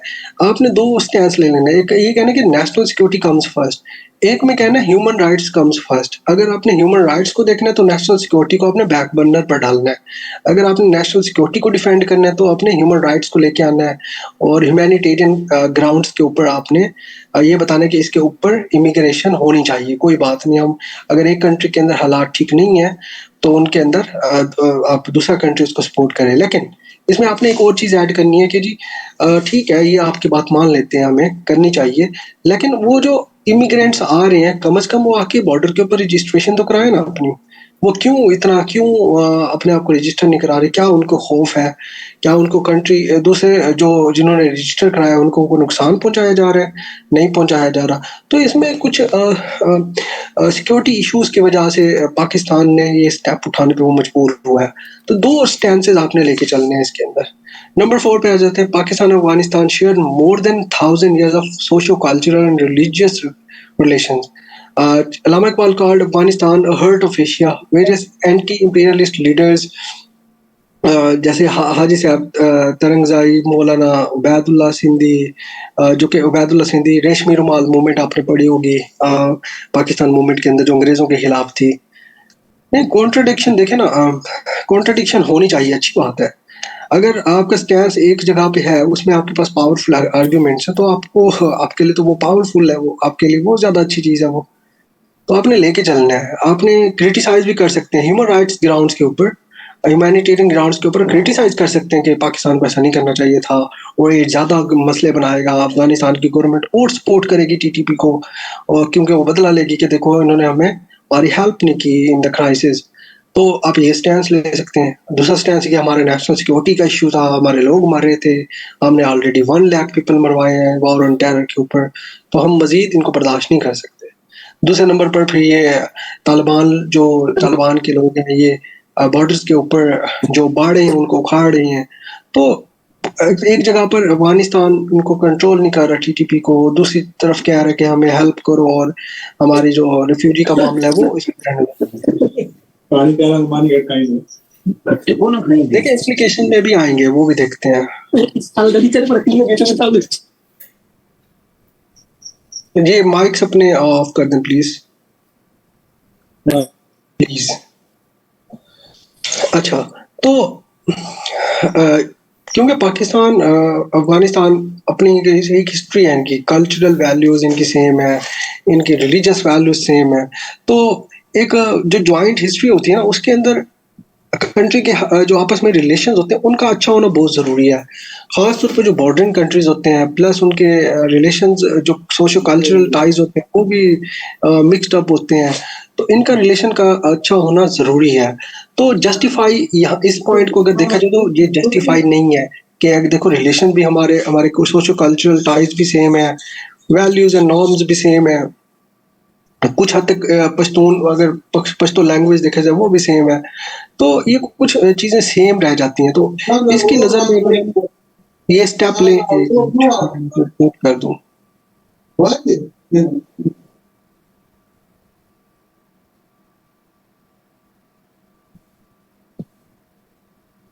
अच्छा, तो अगर ये स्टेप हम लेते हैं, ये बड़ा बोल्ड स्टेप कि हम उनको निकाल ही दें और इलीगल इमिग्रेंट्स हैं, तो ये काफ़ी इफ़ेक्ट करता है रिलेशंस को 2 कंट्रीज़ के दरमियान। लेकिन हमारा स्टैंस ये है कि देखें इलीगल इमिग्रेंट्स थे जो हमारी इकॉनमी के ऊपर बर्डन बन रहे थे, यहाँ पर ये इलीगल एक्टिविटीज़ कर रहे थे, वहाँ से स्मगल शुदा माल लेके आ रहे थे, यहाँ पे बेच रहे थे। क्वेश्चन आंसर के लिए रखेंगे जी सेशन। चलो ठीक है सर, शुक्रिया। लेकिन मेरे एक इम्पोर्टेंट क्वेश्चन था सर, ये जो आप लिख लें, आप लिख लें sir. Thank you sir.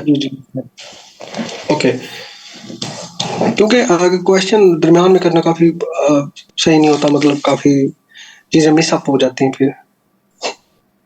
Sir वो कंट्रोल नहीं हो रहा था इसलिए। ठीक है सर। कंट्रोल नहीं हो रहा है, चले पूछें जी फिर। कंट्रोल नहीं हो रहा था सर, ये आप जो कह रहे हैं कि मतलब ये बर्डन बने हुए थे पाकिस्तान पे, तो इन्होंने पाकिस्तान के लिए काफ़ी क्या कहते हैं हर प्रोजेक्ट में मदद की है। लाइक आप गुलिस्तान साइड पे चेक कर लो, जो कोयला निकलता है पाकिस्तानी ऐसा कोई बंदा नहीं, ना सिंध से ना पंजाब से कि वो जाके उधर से कोयला निकाल, यही लोग होते हैं जो वहाँ पे सस्ते दामों में, सस्ते मतलब रुपीज़ में से, पाकिस्तानी रुपीज़ में से वो कोयला निकालते हैं और वो वहाँ पे पंजाब में आकर वो हर फैक्ट्री में और हर भट्टी में यूज़ होता है। ये भी वही लोग, वही अफ़गानी होते हैं। लीगल करते हैं, अब स्टेट के अंडर काम लीगल, करते हैं। जी, जी सर, लीगल करते हैं, टैक्स पे करते हैं और जिन लोगों के पास मुहाजिरीन कार्ड होते हैं, वो जो सिंध या कराची हाँ, में जो तो दिखाते हैं, इसमें जहाँ ये वहाँ है, पे पार्ट देते हैं। ये आप बड़े इंपॉर्टेंट फैक्टर उठा रहे हैं, बहुत अच्छी बात है। इसका एक पॉइंट ये है कि देखो पाकिस्तान के जो स्टैंड है, ऑफिशियल स्टैंड, वो कहते हैं जी हम सारे अफगान मुहाजिरीन को कुछ नहीं कह रहे। वो कहते हैं जो 1.7 मिलियन जो कि जिन्होंने रजिस्टर नहीं कराया हुआ, हम उनको वापस भेज रहे हैं। पहले आप ये देखें थोड़ा, सर उस 4.4 बात पे मिलियन। मैं आपके साथ एग्री कर रहा हूँ, लेकिन जस्ट मैं इस पॉइंट को आपको सामने रख रहा हूँ, जो जिनके बिल्कुल क्या कहते हैं मुहाजिरीन और ग्रीन कार्ड है, उनसे मतलब ये पुलिस वाले जो सिंध साइड और या कराची साइड पे जो होते हैं ना, वो कहते हैं कि हमारे मुहाजिरीन कार्ड वो कैंची से उधरी उनके सामने ही पाट देते। क्या ये जुल्म नहीं है? और जिन लोगों के साथ यहाँ पे 35-35 साल से इन्होंने बिजनेस यहाँ पे रखा हुआ है और उनको थ्रेट कर रहे हैं कि आप लोग जो अपना बिजनेस ये खत्म कर लो, चले जाओ, वो यहाँ पे बिल्कुल पैदा यहाँ हुआ है। 28-23 साल के इस तरह के लड़के हैं, मेरे जो अपने फ्रेंड्स हैं, मेरे दोस्त हैं, वो कह रहे कि हमारे दादा के और अबू के यहाँ पे बिजनेस है और हम चला रहे, और हमें कह रहे कि आप चले जाओ उधर। तो हमने अफगानिस्तान में कोई जगह देखा ही नहीं है, ना मैं उधर लोगों के साथ रूल का पता नहीं, किस तरह रहना, किधर जाना है, हम काफी मुश्किल में है। तो उनका क्या होगा? ये तो भी सर एक मैं कहता हूँ जुल्म है। नहीं, आप कह रहे हो कि जो लीगल इमिग्रेंट्स हैं उनको भी ये तंग कर रहे हैं, ये कहना चाह रहे हो? जी, जी सर, ये जिनके पास मुहाजिरीन तो कार्ड है, इसका ये तो देखें, ये हमारे बाकी जो तेरे कुछ ये रिपोर्ट्स जो ये भी हमारा हैं कि कुछ रिपोर्ट्स ये भी हैं कि जो लीगल इमिग्रेंट्स थे उनको भी निकाला जा रहा है। नहीं सर, उन्होंने खुद कहा कि जिनके पास ग्रीन कार्ड है या मुहाजिर कार्ड है, उनको हम नहीं छेड़ रहे। स्क्रीन पे यही कह रहे हैं, लेकिन पर्दे के पीछे जो है हाँ वो हाँ, कोल्ड मैं वार कर रहे हैं। आपकी बात को पूरा बैक कर रहा हूँ, मैंने भी ये रिपोर्ट्स पढ़ी हैं डिफरेंट न्यूज एजेंसीज की जो इंटरनेशनल है। वो जो लीगल इमिग्रेंट्स हैं उनको भी काफी लोगों को निकाल रहे हैं, आई नो। तो ये बैक द स्क्रीन, ये आप इसको अगर हम स्टेट के सीक्रेट्स के ना, सो कॉल्ड सीक्रेट्स, हम उसके अंदर इसको ऐड कर सकते हैं। ठीक है, आप ये कह सकते हो, आप इसको क्रिटिसाइज कर सकते हो, बहुत अच्छी बात है ये, मैंने नहीं रोका कि आपने इसको नहीं ऐड करना, क्रिटिसाइज करो इसको। और इसको क्रिटिसाइज करके स्टेट को अपने सजेशन देने कि हमें ये नहीं करना चाहिए, अगर ये करेंगे तो कॉन्फ्लिक्ट और ज़्यादा बढ़ेगा और relation between the two countries खराब होंगे, और जब रिलेशन खराब होंगे तो अफगानिस्तान के जो तालिबान की गवर्नमेंट है वो ज़्यादा सपोर्ट करेगी टीटीपी को, जो कि एंटी पाकिस्तान है, जो कि चाहती है पाकिस्तान के अंदर शरिया नाफिज हो और डेमोक्रेटिक हुकूमत को घर भेजें। कॉन्स्टिट्यूशन को भी नहीं मानते, कुछ भी नहीं करते वो। ठीक है ना, तो आपने ये ऐड करना है क्रिटिसिज्म के अंदर, this is a good point. ठीक सर है जी, जी। अभी कॉन्स्टिट्यूशन के जो अभी कॉन्स्टिट्यूशन की अभी क्या वैल्यू है? कॉन्स्टिट्यूशन की जो अभी हालात चल रहे हैं, अभी वक्त जो चल रहे हैं, कॉन्स्टिट्यूशन की क्या वैल्यू है? कौन कॉन्स्टिट्यूशन को फॉलो कर रहे हैं, कौन नहीं फॉलो कर रहे? उसको भी सर देखें थोड़ा जी, बिल्कुल सही कह रहे हैं, ये अपना आपका पॉइंट ऑफ व्यू है, आप इसको ऐड कर सकते हैं पेपर के अंदर, लेकिन आपने बोल्ड नहीं जाना बिल्कुल कि बिल्कुल ही फॉलो नहीं हो रहा। आप देखें मुल्क चल रहा है, हर हर प्रोसेस, हर चीज का सिस्टम है, हर चीज जी, चल मुल्क रही है। चल रहा है। मैं जस्ट एक क्वेश्चन कर रहा हूँ सर, मुल्क चल रहा है? सर जी आप मुल्क टॉपिक से चल, हट रहे हैं मुझे लगता है। मेरी बात सुने, हम टॉपिक से हट रहे हैं। आप इसके अंदर अगर आपका कोई और नुक्ता नजर है इस टॉपिक रेलेवेंट, वो उठाएं। अब अगर कॉन्स्टिट्यूशन के ऊपर आप आ जाएं और आप ये शुरू कर दें कि यहाँ पर डेमोक्रेसी है या बैक द डोर कोई और हुकूमत चला रहा है, तो ये हर कोई जानता है क्या हो रहा है। इसमें मैं कैसे आपको कह सकता हूँ कि क्या हो रहा है और क्या नहीं हो रहा। प्लीज, अगर हम टॉपिक से डेविएंट नहीं होना चाहिए हमें। सर वो जी, आपका एक नुक्ता बहुत क्वेश्चन अच्छा और है, करना आपने है, वो है। Just one question sir ji, just one question please. ये जिनके पास मुहाजिरीन कार्ड या ग्रीन कार्ड, इनको नेशनलिटी देना चाहिए अखलाकी तौर पर? अगर मुल्क के सतह पे देख ले, एक कंट्री है, आप इटली देख लो, अगर आप उसमें 10 साल गुजार दो या 8 साल उधर रहे, वो आपको नेशनलिटी प्रॉपर ग्रीन कार्ड देते हैं, प्रॉपर आपको शहरी बना देता है, वो गोरा मतलब आपको नेशनलिटी देता है, चाहे वो पठान हो, और यहाँ पे पंजाबी हो, सिंध नेशनलिटी हो। देते हैं, यूएई में नेशनलिटी देते हैं।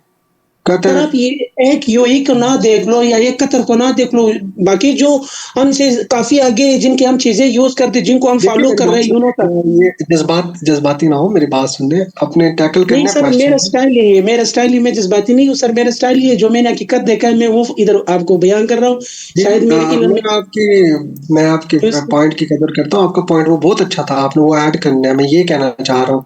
बाकी सिटीजनशिप देना ना देना ये स्टेट का काम है, ये हम लोग कुछ नहीं कर सकते, आप ऑफिसर नहीं बन सर, के ये भी तो कुछ नहीं कर टॉपिक के सकते। रिलेवेंट है, ये बात तो टॉपिक के रिलेवेंट है कि जी ओके गोरिया में इतनी फाइन, रिस्पेक्ट। आपने क्वेश्चन में देखो, आपको इजाजत दी हुई है, पाकिस्तान के सर कॉन्स्टिट्यूशन सर ने अगर इजाजत हम दी अपने हुई हमसाये है। ममालिक के साथ आप दोस्ती सीएसएस मतलब देते हैं ना, रिश्तेदारी के सीएसएस हवाले देते से। हैं, मेरी बात, सीएसएस देते हैं आप, उसके अंदर आपको अलाउ किया जाता है, आप जो कुछ लिखना चाहें लिखें। आप क्रिटिसाइज कर रहे हैं, आप अपने स्ट्रेटजीज दें, ये नहीं होना चाहिए, ये होना चाहिए, आपको किसने रोका है? अगर आपने ये इस तरह के मतलब बातें जज्बाती तौर पर अगर आपने करनी है तो आप पेपर के अंदर करें, कोई इशू नहीं है, लेकिन आपने कोई चीजों को देख के चलना होता है, positive thank you sir. Reaction देना होता है हर चीज का। बिल्कुल सही है सर, वो तो जस्ट हम क्लास ले रही इसलिए, हाँ अगर जज्बाती भी हो जाए तो हाँ शायद हाँ, वो नहीं बात कंट्रोल नहीं कर प्लीज लेंगे, आप जिस ये तरह अभी चेंज आपने करें कहा है रवैया, ना। ये ये तो रवैया चेंज सीखने का करें, स्टेज है, सीखने का जगह है सर। फिर भी अगर मैं जज्बाती हुआ हूँ उसके लिए माजरत, लेकिन सर इंशाल्लाह सीएसएस इस के पेपर रवैये को में थोड़ा काफी चेंज करें, कोशिश ये करेंगे। सीएसएस का रवैया नहीं है please. You are thank you not sir. The state, हमें कहा जाता है हम स्टेट है, लेकिन we are not the state in the Pakistani perspective. ठीक है जी, आप रियलिटी को देखें, छोड़ दो थैंक यू बाकी, सर। ये स्टेट का काम है, किसी को सिटीजनशिप दे, किसी को निकाल दे।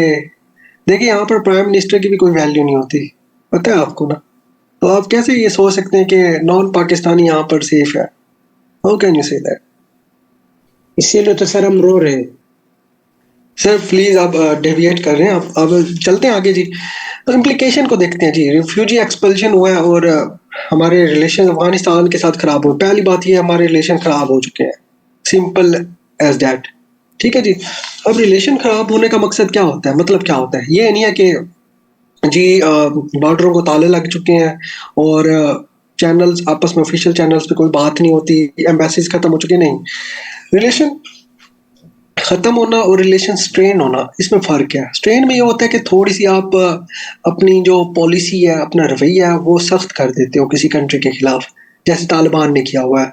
अब हर फोरम पे बैठ के पाकिस्तान को एंटी पाकिस्तान बातें करते हैं और एंटी पाकिस्तान उनकी पॉलिसीज हैं, और वो टीटीपी जो फैक्टर्स हैं पाकिस्तान के अंदर जो चाहते हैं कि पाकिस्तान टूटे, उनके साथ वो मिलकर काम करते हैं, उनको सपोर्ट प्रोवाइड करते हैं, जिसमें बीएलए की बात करते हैं, बलोचिस्तान लिबरेशन आर्मी, जो कि बलोचिस्तान में ऑपरेट कर रही है with the help of the funding of India and with the support of Taliban as well. और इनका काफ़ी सारा हिस्सा फैक्शन तालिबान से भी इनका अटैच है, और टीटीपी के अलायंस ने इनको और ज़्यादा मजबूत कर दिया है।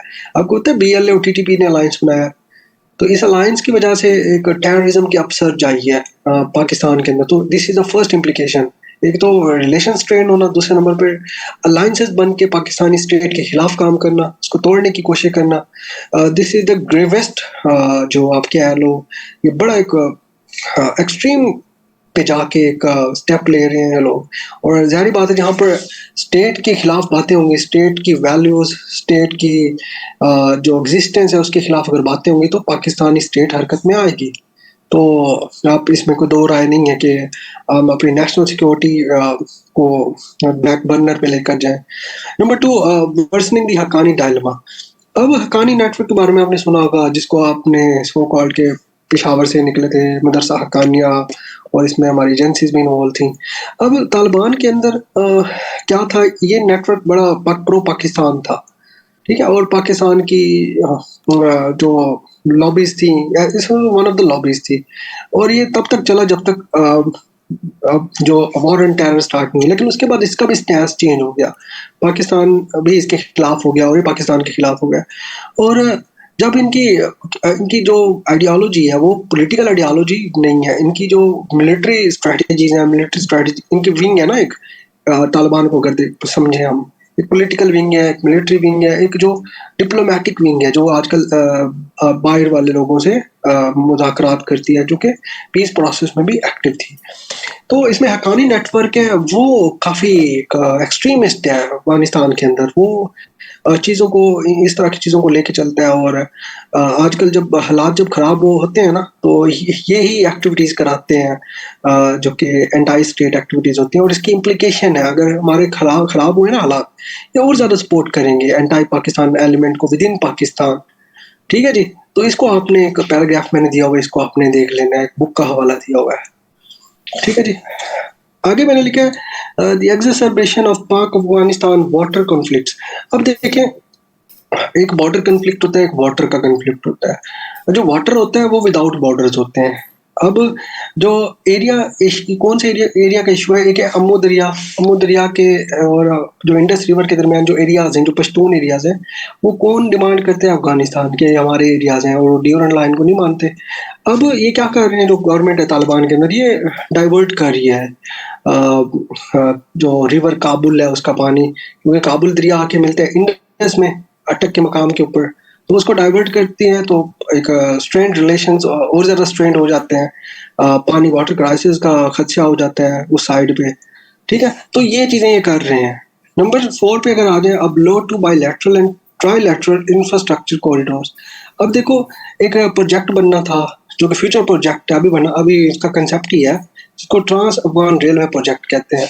इसका मकसद क्या है कि अफगानिस्तान से रेलवे निकलेगी जो कि सेंट्रल एशिया तक जाएगी, और ये इकोनॉमिक कॉरिडोर के तौर पर काम करेगी। प्लस पाकिस्तान ने एक डील साइन किया CASA 1000 Central Asia South Asia. इसमें ताजिकिस्तान और किर्गिस्तान से हम बिजली लेंगे अफगानिस्तान की तरफ, अफगानिस्तान से फिर पाकिस्तान की तरफ, डेली की बेसिस पर। एक तापी प्रोजेक्ट है जो कि तुर्कमेनिस्तान, अफगानिस्तान, पाकिस्तान और इंडिया को मिला के बना हुआ है। यानी कि हम तुर्कमेनिस्तान से उनकी फील्ड से वो लेंगे सुई गैस फिर आएगी अफगानिस्तान से पाकिस्तान फिर इंडिया, ये भी अफगानिस्तान से गुजर कर रहा है। अगर हमारे रिलेशन ही खराब होंगे तो ये प्रोजेक्ट कहाँ से चलेंगे? ना हमारे पास बिजली जो कि फ्यूचर में हमारे पास आएगी, ना वो आएगी, ना तापी पूरा होगा, ना ट्रांस अफगान रेलवे पूरी होगी, ना हमारा सी पैक सही से चलेगा। तो ये चीज़ों को समझना होता है डिफरेंट टर्म्स में, नॉट के हमने जो हमारी बातें होती हैं, ज़बानी कलामी, उसके ऊपर नहीं करना फोकस। हमने जस्ट देखना है कि जी इसका इकोनॉमिक इम्पैक्ट क्या आ रहा है। जैसे ये चौथे नंबर वाला पॉइंट इकोनॉमिक इम्पैक्ट है, हमारे बायलैटरल ट्राइलैटरल इंफ्रास्ट्रक्चर कॉरिडोर्स खतरे में आ जाते हैं। ठीक है, इसके अलावा वाटर के सेंस में देखिए, वाटर सिक्योरिटी आती है, फिजिकल सिक्योरिटी आती है लोगों को, प्लस टेररिस्ट एक्टिविटीज़ बढ़ती हैं। तो ये इम्प्लीकेशंस है। अगर जितनी ज़्यादा हम स्ट्रिंजेंट एटीट्यूड रखेंगे विद द रिफ्यूजीज, तो हमारे ऊपर बहुत ज़्यादा इम्प्लीकेशन आएंगे। ये नेगेटिव इम्प्लीकेशन है, पॉजिटिव इम्प्लीकेशन मुझे नहीं लगता 1-2 से जाता हूँ। अब पॉजिटिव इम्प्लीकेशन क्या हो सकती है, कोई बता सकता है कि रेफ्यूजीज को हमने हटाया है, उसकी पॉजिटिव इम्प्लीकेशन क्या होंगी पाकिस्तान के ऊपर? Anyone please. सर, टेररिज्म पे इम्पैक्ट आएगा। हो सकता है कि जो हमारे पास टेररिस्ट एक्टिविटीज हो रही है उसमें हम बहुत कम रेशो देखें अब। और एक हो गया है, और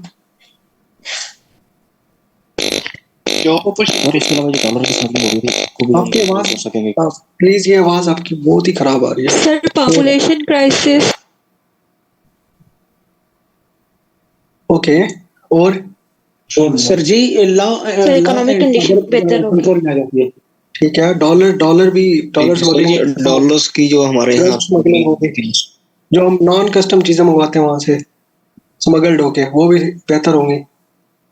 ठीक है, मतलब आपको थोड़ा आइडिया है कि पॉजिटिव ये होगी। नेगेटिव जो होती है ना, वो नेगेटिव को हमने ज्यादा देखना होता है, पॉजिटिव तो हमें पता ये होगी हम किस लिए कर रहे हैं। ठीक है ना sir ji, law and order जो सिचुएशन है वो कंट्रोल में आ जाती है। यस, बिल्कुल। देखिए, आपके पास अगर आपके कंट्री में कोई बंदा रह रहा है ना, उसका डाटा अगर होगा ना, तो आपको प्रॉब्लम नहीं आएगी, आप उसको टैकल करने के लिए बड़ा आसानी होगी। अगर कोई बंदा रह रहा है, उसका डाटा ही नहीं है, तो अगर वो किसी एक्टिविटीज में इन्वॉल्व है, तो वो कैसे आएगा, मतलब कैसे ठीक होगा, वो देखें। एग्जैक्टली सर, जब डाटा ही नहीं होगा किसी का, तो हम ट्रेस भी तो नहीं कर सकते कि अगर आपने कोई वो करने ना, इसके बारे में थोड़ा देखना है चीज़ों को, खास तौर पर तालिबान की गवर्नमेंट को। तो एक बुक है, इधर लिखी हुई है मैंने, द तालिबान एट वॉर, ये बुक का हवाला मैंने दिया हुआ है नंबर 2 पैराग्राफ के अंदर। ये आप देख लें, इसकी समरी देख लें, तो अच्छा होगा आपके लिए। वैसे मैंने आखिर में रेफरेंसेस भी दिए हैं, उसको आप टच करेंगे ना आपको सीधा उस आर्टिकल के ऊपर वो पहुंचाएगा या यूट्यूब वीडियो के ऊपर पहुंचाएगा जहां से मैंने चीजें उठाई हैं। सर पॉइंट 3 को प्लीज रिपीट कर सकते हैं, ये वाटर कॉन्फ्लिक्ट जो है? देखिए वाटर कॉन्फ्लिक्ट ये ज्यादा बड़ा नहीं है। जो काबुल रिवर है ना वो काबुल से होके आता है पाकिस्तान में अटक के मकाम पर इंडस के साथ मिल जाता है। जो काबुल रिवर है, इंडस और जो काबुल रिवर है मिलते हैं अटक के मकाम पर। अब काबुल रिवर एक एज अ इरिगेशन पर्पसेस के लिए यूज होता है पाकिस्तान के अंदर, और इसमें हम इरिगेशन के अलावा बिजली भी पैदा करते हैं। मतलब काबुल रिवर के ऊपर पाकिस्तान के अंदर कौन सा डैम बना हुआ है, किसी को पता है? वार्षिक डैम है। वर्षक डैम, ठीक है, 1960s में बना था। तो अगर वो पानी रोक लेंगे तो हमारा डैम तो खाली हो गया, और जहां से हम कैनाल का सिस्टम हमारा चलता है वहां से पानी लेते हैं ना, कोई भी डैम होता है वहां से पानी लिया जाता है इरिगेशन के लिए। तो जब वो खत्म होगा हमारी एग्रीकल्चर के ऊपर इम्पैक्ट आएगा। जब एग्रीकल्चर के ऊपर इम्पैक्ट आएगा तो हमारी प्रोडक्शन कम होगी। तो एक आफ्टर इम्पैक्ट के तौर पर इसको लेना है हमने।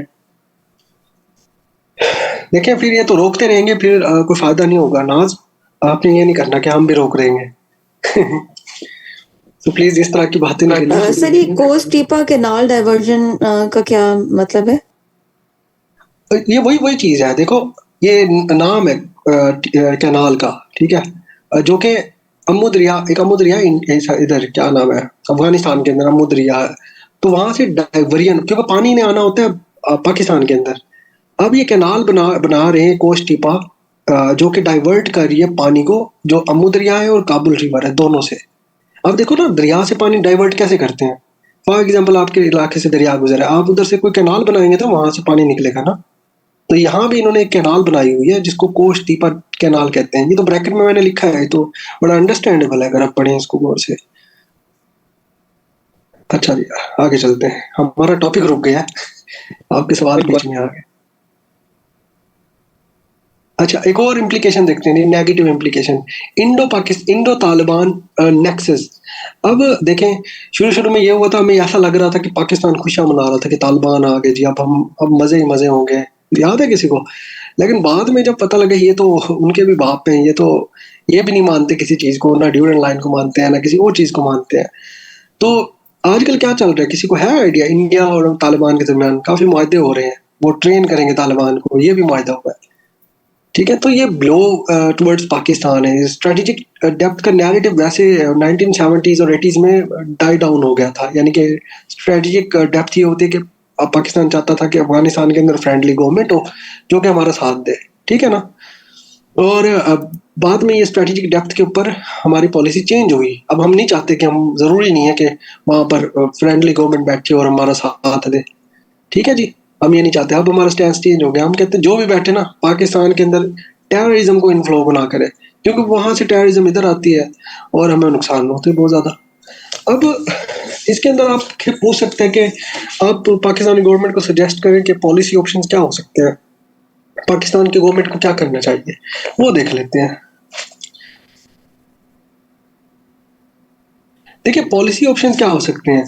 हमें चाहिए कि प्रॉपर तरीके से काम करें। हम इसको अगर एक्सपेल ऐसे करते रहेंगे तो ये काफ़ी हमारी इमेज का नुकसान होगा। हमें चाहिए डिफरेंट इंटरनेशनल एजेंसीज और दूसरे जो इदारे हैं, या अफगानिस्तान गवर्नमेंट इंटरनेशनल एजेंसी जो दूसरे इदारे हैं उनके साथ मिलकर इनकी सेटलमेंट करें एक प्रॉपर तरीके से, एक प्रॉपर वे से, ताकि उनको भी नुकसान ना हो और अफगानिस्तान की गवर्नमेंट के ऊपर भी बर्डन ना आए, हम भी बच जाए, अफगानिस्तान की गवर्नमेंट। एक प्रॉपर तरीका होता है। हमने इन हरी बड़ी जल्दी में इनको भेजा, क्योंकि इसमें देखो ना आप छोटी छोटी चीजों में पैगाम होता है। अब हम मुज़ाकरात कर रहे थे कुछ सालों के अंदर कि टीटीपी को कंट्रोल करो, ये करो, हम मुज़ाकरात करने के टेबल पे आ गए थे। टीटीपी के साथ हमारे काफी सारे सीज फायर भी हुए, और किसने कराया? अफगानिस्तान की गवर्नमेंट ने, यानी कि तालिबान ने। अब जब ये चीजें हमारी नहीं मानी जा रही थी तो हमने एक साइन देना था, हमें कुछ ना कुछ कहना था ना अफगानिस्तान की गवर्नमेंट को, तालिबानों को। तो पाकिस्तानी गवर्नमेंट ने या स्टेट ने यही पैगाम दिया कि देखो हम ये भी कर सकते हैं। तो ये एक स्टेट के सीक्रेट्स होते हैं, कुछ ये भी होता है। लेकिन आप इसको उधर ये मेंशन ना कीजिएगा ये स्टेट के सीक्रेट्स होते हैं, आपको ये जस्ट बताने के लिए मैं कह रहा हूँ। आपने जस्ट पॉलिसी ऑप्शन में ये बताने की देखो तरीके से करो सही इलीगल इमिग्रेंट्स को, नॉट के लीगल को, इलीगल को करो और उनको तरीके से करो ताकि उन क्राइसिस ना पैदा हो, एक अब जब क्राइसिस आएगा वो उसका इम्पैक्ट पाकिस्तान पर भी आएगा। ये नहीं है कि आप उसको अकेला नहीं पढ़ सकते, अकेला नहीं लेके जा सकते चीज़ों को, क्योंकि हमारी कल्चरल टाइज हैं, यहाँ फैमिलीज रहती हैं उनकी, उधर भी उनकी फैमिलीज है, आपस में कनेक्शन है इनके। तो आपने आप अकेला लेके नहीं चल सकते इन चीज़ों को, ये समझना है आपने, जस्ट इसकी फिलॉसफी को समझिए। नंबर 2 पे आ जाते हैं, there should be an open discussion and ensure transparency in the countries Afghan policy within and outside parliament including terrorism in Pakistan. अब देखो इसकी एग्जांपल देता हूँ मैं नंबर 2 पॉइंट की। इसकी एग्जांपल क्या है जी, 2021 के एंड में हमने सुना था कि टीटीपी के साथ मुज़ाकरात हो रहे हैं पाकिस्तानी गवर्नमेंट के, इमरान खान की गवर्नमेंट के अंडर। तो मुज़ाकरात क्या पार्लियामेंट से मंजूर हुए थे? नहीं हुए थे। क्या लोगों को पता थे क्या हो रहा है? नहीं हो रहे थे। एज अ स्टेट सीक्रेट काम कर रहे थे ना। लेकिन ये जो पॉलिसी होती है ना कंट्री की, जो फॉरेन पॉलिसी होती है, अफगानिस्तान तो दूसरा कंट्री है ना, इसको फॉरेन पॉलिसी के जरिए से ट्रीट करना चाहिए ना। तो ये आपको राइट टू इन्फॉर्मेशन होता है लोगों को कि क्या हो रहा है, क्योंकि इम्पैक्ट किसके ऊपर आ रहा है? टेररिज्म के, यानी कि पाकिस्तान के लोगों के ऊपर इम्पैक्ट आ रहा है, लोग मर रहे हैं। तो लोगों को पता होना चाहिए कि आप क्या कर रहे हो, टीटीपी के साथ क्या मुज़ाकरात हुए हैं, उनके पॉइंट्स बताओ और उनके ऊपर क्या आपने तरजीहात क्या रखी हैं, उनके ऊपर अमल कैसे हो रहा है। तो ये ओपन एंड ट्रांसपेरेंट होना चाहिए, ये पॉलिसी ऑप्शन है नंबर 2। नंबर 3 पे आप कह सकते हो instead of looking at them as old allies, क्योंकि हमारा पुराना ये था कि हम स्ट्रेटेजिक डेप्थ की तरफ चल रहे थे ना, कि फ्रेंडली गवर्नमेंट इन अफगानिस्तान होनी चाहिए, लेकिन हमें उनको छोड़ देना चाहिए आप पुराने कंसेप्ट को। हमें एक नया एक अपना रिलेशंस, नए बायलैटरल ट्रेड एंड रिलेशंस को नया करना है, हमने रेनोवेट करना है। हमें ये नहीं देखना हमने पहले क्या किया था, हमने अभी के पर्सपेक्टिव से लेके चलना है कि अभी क्या हो रहा है। टॉक्स को हमने वो करना है, इनकरेज करना है, ना कि हम एक दूसरे से बदले लेने में की पॉलिसीज के ऊपर अमल करें और बीच में लोग मारे जाए। तो हमें ना एक बायलैटरल डायलॉग का कंसेप्ट लेके आना है इधर, जिसमें आप देखें ना एक ट्रैक 1 डिप्लोमेसी होती है, ट्रैक 2 डिप्लोमेसी होती है, तो ऑफिशियल डिप्लोमेसी होती है। इसके बाद ट्रैक 1 होती है ऑफिशियल्स आपके सीक्रेटली मिलते हैं, ट्रैक 2 होती है कि लोग आपस में मिलते हैं। तो हमने डिफरेंट फोरम्स के ऊपर बातें करनी चाहिए, बंद नहीं करनी चाहिए बात का रास्ता, डायलॉग का रास्ता कभी नहीं रुकना चाहिए अगर रिलेशन अच्छे करने हैं हमने। ठीक है जी। नंबर 4 पे हमने देखना है national consensus on zero terrorism policy. Pakistan के अंदर की बात कर रहा हूँ, ये पाकिस्तान के अंदर एक नेशनल कंसेंसस होना चाहिए। वो कैसे? एक पार्टी का स्टैंड कुछ और है, एक प्रो अफगानिस्तान होती है, जैसे खास तौर पर रिलीजियस पार्टीज हैं केपीके के अंदर, वो प्रो अफगानिस्तान है। तो किसी को कि कोई क्या कहते हैं टेररिज्म का नजरिया किसी का क्या है, किसी पार्टी का क्या है, लिबरल राइट वाले क्या कहते हैं, लेफ्ट वाले क्या कहते हैं। तो एक कंसेंसस नहीं है कि टेररिज्म को कैसे खत्म किया जाए। हमने नेशनल एक्शन प्लान तो बनाया था, लेकिन बाद में वो उसके ऊपर हमने काम नहीं किया, उसको अपडेट ही नहीं किया। हमने नेशनल सिक्योरिटी पॉलिसी तो बनाई 2022 में, लेकिन वो कहाँ गई? वो बैक बर्नर पर चली गई, उसके ऊपर काम ही नहीं हो रहा। उसमें क्या कहा था हमने ह्यूमन सेंट्रिक पॉलिसी बनाई थी, यानी कि ह्यूमन को सेंटर में रख के ह्यूमन सिक्योरिटी को हम लेके चले थे। आपने अगर ये चीज करनी है तो हमने एनएसपी को पढ़ना है, 2022 की आई थी, national security policy of Pakistan. ठीक है जी। नंबर 5 पे आपने बताना है well on top bottom collaboration between counter-terrorism departments and regular audits of their performance is essential। अब इसमें देखो, अब हमारी जो डिफरेंट ऑर्गेनाइजेशंस काम कर रही हैं टेररिज्म को ख़त्म करने के लिए, जिसमें CTDs है, काउंटर टेररिज्म डिपार्टमेंट, इसमें हर सूबे का अपना CTD है, सिंध का अलग है, पंजाब का अलग है। अब पंजाब का CTD बहुत अच्छा काम कर रहा है एज कम्पेयर टू सिंध। अगर सिंध को देखा जाए, केपीके को देखा जाए, तो हमें क्या चाहिए? क्यों पंजाब में अच्छा काम? क्योंकि उनको लॉजिस्टिक सपोर्ट अच्छी मिली हुई है, ट्रेनिंग अच्छी होती है।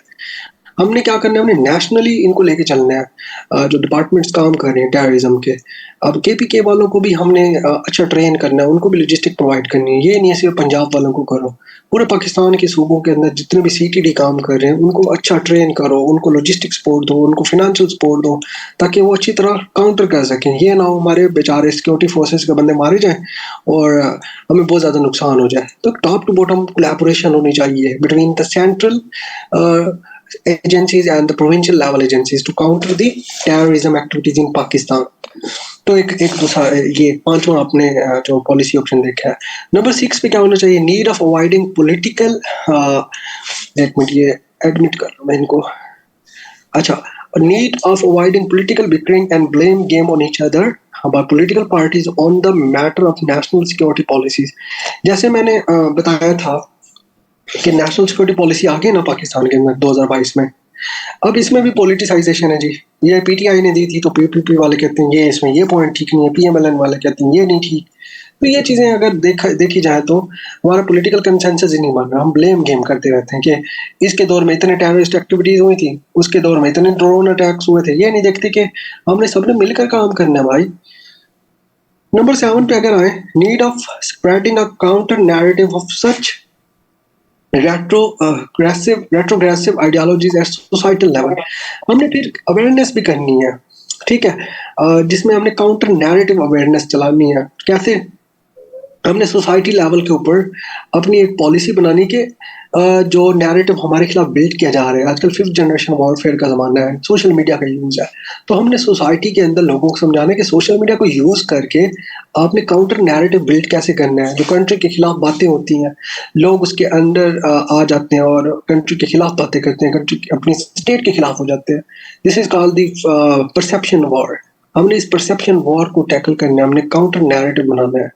इसके बाद डी रेडिकलाइजेशन सेंटर्स होने चाहिए जो कि जो यूथ का माइंडसेट खराब हो रहा है, ठीक है, उसमें अगर हम देखें तो यूथ का जो कंसेप्ट, यूथ का जो माइंडसेट है वो इतना खराब हो गया कि वो स्टेट के खिलाफ बातें करते हैं। अगर आप आजकल की सिचुएशन देखें, आप you can better handle it, you can better understand the situation. तो आपने इस चीज़ को देखने के अगर हमने डी रेडिकलाइजेशन ना की ना तो काफ़ी मसले मसाइल होंगे इस लिहाज से। तो आपने इन चीज़ों को खुद को भी इस चीज़ में डालने के रेडिकल ना हो किसी भी चीज़ के अंदर, अपने आप को बड़ा कूल एंड काम रखें और चीज़ों को समझें, आप जज्बाती ना हो। ये मैं पर्टिकुलर किसी पर्सन के बारे में नहीं कह रहा, ना किसी और पर्सपेक्टिव में कह रहा हूँ। मैं जस्ट एक कॉमन जो मिथ बनी हुई है कि जी जो टेररिज्म है उसके अंदर जो यूथ का माइंड सेट है वो एक खास फैक्शंस होते हैं जो उनको यूथ के माइंडसेट को चेंज कर रहे हैं, ठीक है। तो इस चीज़ को आपने मद्देनजर रखते हुए ये पॉलिसी ऑप्शन ये पाकिस्तानी गवर्नमेंट के पास भी है और पाकिस्तान की जो सोसाइटी है उसके अंदर भी हमें काम करना चाहिए, ठीक है जी। अब कुछ मैं आपको वो बताता हूँ रेफरेंसेस। पहले पॉलिटिकल मैप देख लेते हैं, ये आपके सामने अफगानिस्तान का पॉलिटिकल मैप। ये जो साउथ सदर्न रीजन है, अगर मैं बात करूँ, ये जो सदर्न रीजन है ये वाला, 1 सेकेंड,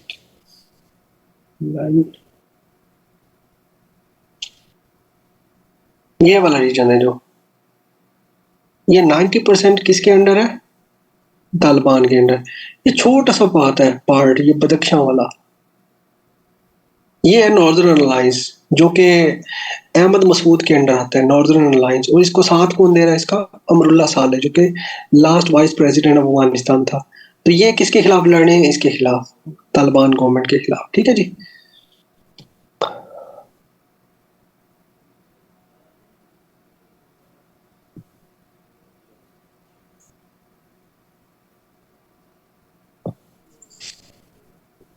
अच्छा, ये रेफरेंसेस है। ये डॉक्यूमेंट जब आपको मिलेगा ना तो इसमें आपने क्या करना है, क्लिक करना है इसके ऊपर।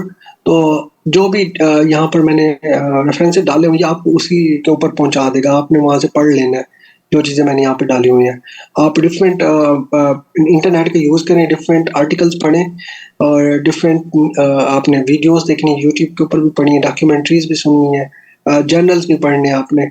तो वहाँ से आपका एक अफगानिस्तान का जो इशू है वो समझ में आएगा और आजकल की क्या सिचुएशन चल रही है वो समझ में आएगा। मुझे लगता है हमें ये टॉपिक पे ख़त्म करना चाहिए क्योंकि अभी टाइम भी बहुत हो रहा है और मुझे भी और भी काम करने हैं। मैंने सोचा था कि 2 पढ़ा दूंगा लेकिन क्योंकि लेंथी टॉपिक था, इसकी हिस्ट्री के ऊपर हमने बहुत ज़्यादा बहस की, वो इसलिए टाइम नहीं बचा हमारे पास दूसरा टॉपिक डिस्कस करने के लिए।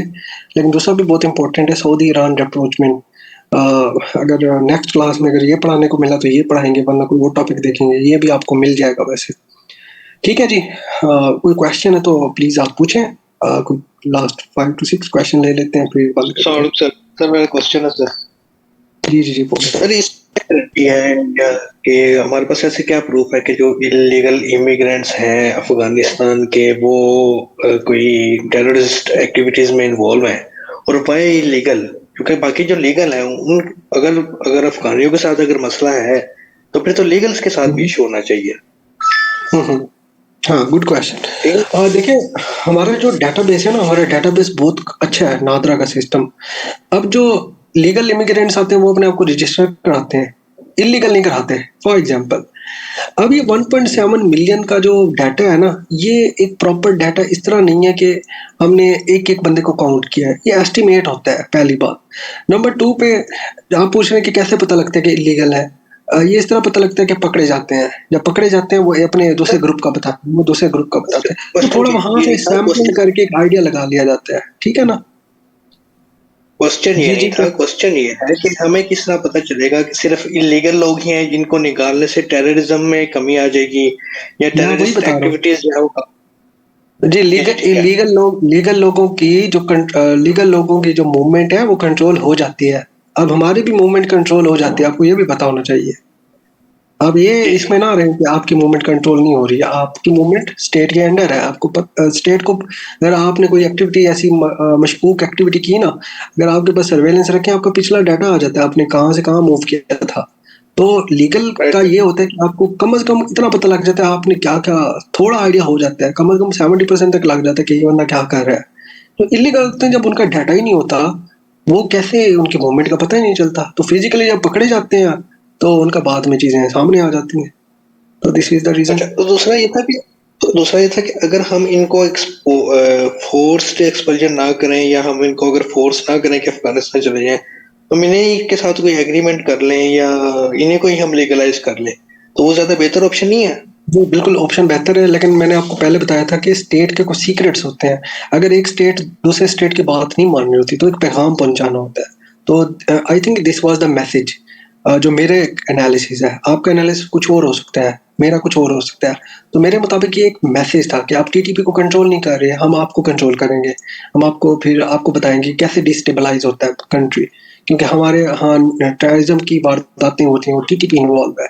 आप टीटीपी को कुछ नहीं कह रहे, आपने दोहा एग्रीमेंट में कहा था हमने किसी भी फैक्शन को अफगानिस्तान की सॉइल यूज नहीं करने देनी, तो आप फिर भी यूज करने दे रहे हैं। तो I think this was the message from the Pakistani side कि हम ये भी कर सकते हैं, आप इसलिए आपको चाहिए कि आप टीटीपी को कंट्रोल करो और उनको समझाओ, ठीक है ना। तो आप इस तरह इसको सर टैकल वैसे कर लें। तो हमें ऐसा लगता नहीं है कि इससे हालात मजीद बदतर हो जाएंगे, क्योंकि एक तो जी पहले ही बिल्कुल होंगे, एक टेंशन है दोनों कंट्रीज के बिल्कुल होंगे दरमियान, बिल्कुल। दोनों। तो यही तो हमने पॉलिसी ऑप्शन में बताया है कि हमें ना कंट्रोल्ड वे में करना चाहिए, इन चीज़ों को कोलैबोरेशन से करना चाहिए। लेकिन कोलैबोरेशन से क्यों नहीं किया गया? आपका क्रिटिकल एनालिसिस और है, मेरा और है। मैंने कहा कि दिस वाज द मैसेज।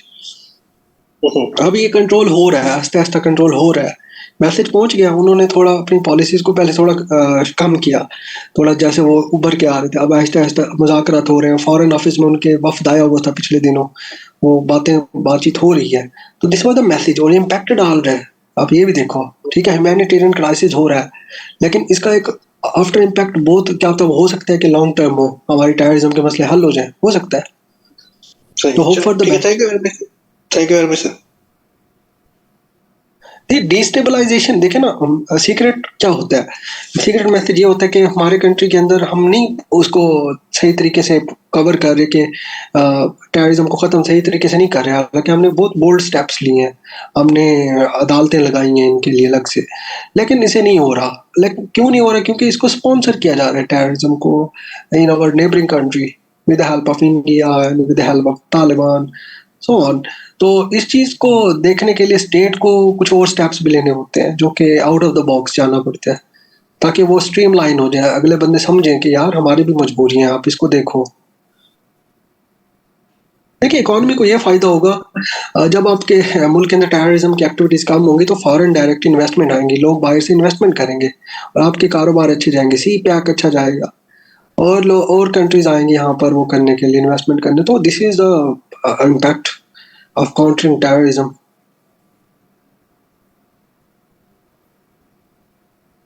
जी ठीक है जी, ख्याल रखें अपना। Leadership crisis in resolving refugee issue है। आपकी समझ नहीं आई आपकी बात की, आप ओरली बता सकते हैं।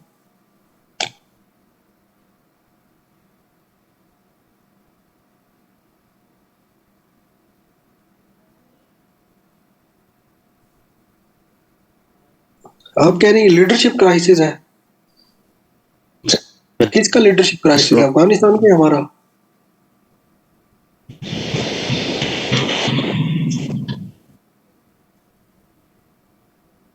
आपके सवाल की समझ नहीं आई सॉरी। सर मैं बोलूं? जी जी बोलो, मैंने तो कहा है बोले आप। इसने से ये आपकी आवाज नहीं आ रही, आपकी आवाज कट रही है। No no no, you are not audible. जी आदिल, जी मैं ये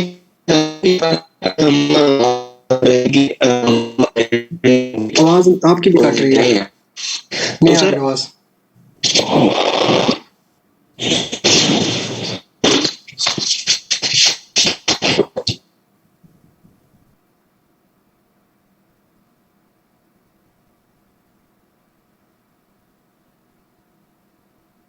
चलो जी, आई थिंक नेट के इश्यूज आ रहे हैं। ठीक है जी, अगले लेक्चर में मुलाकात करते हैं। Thank you, Allah Hafiz.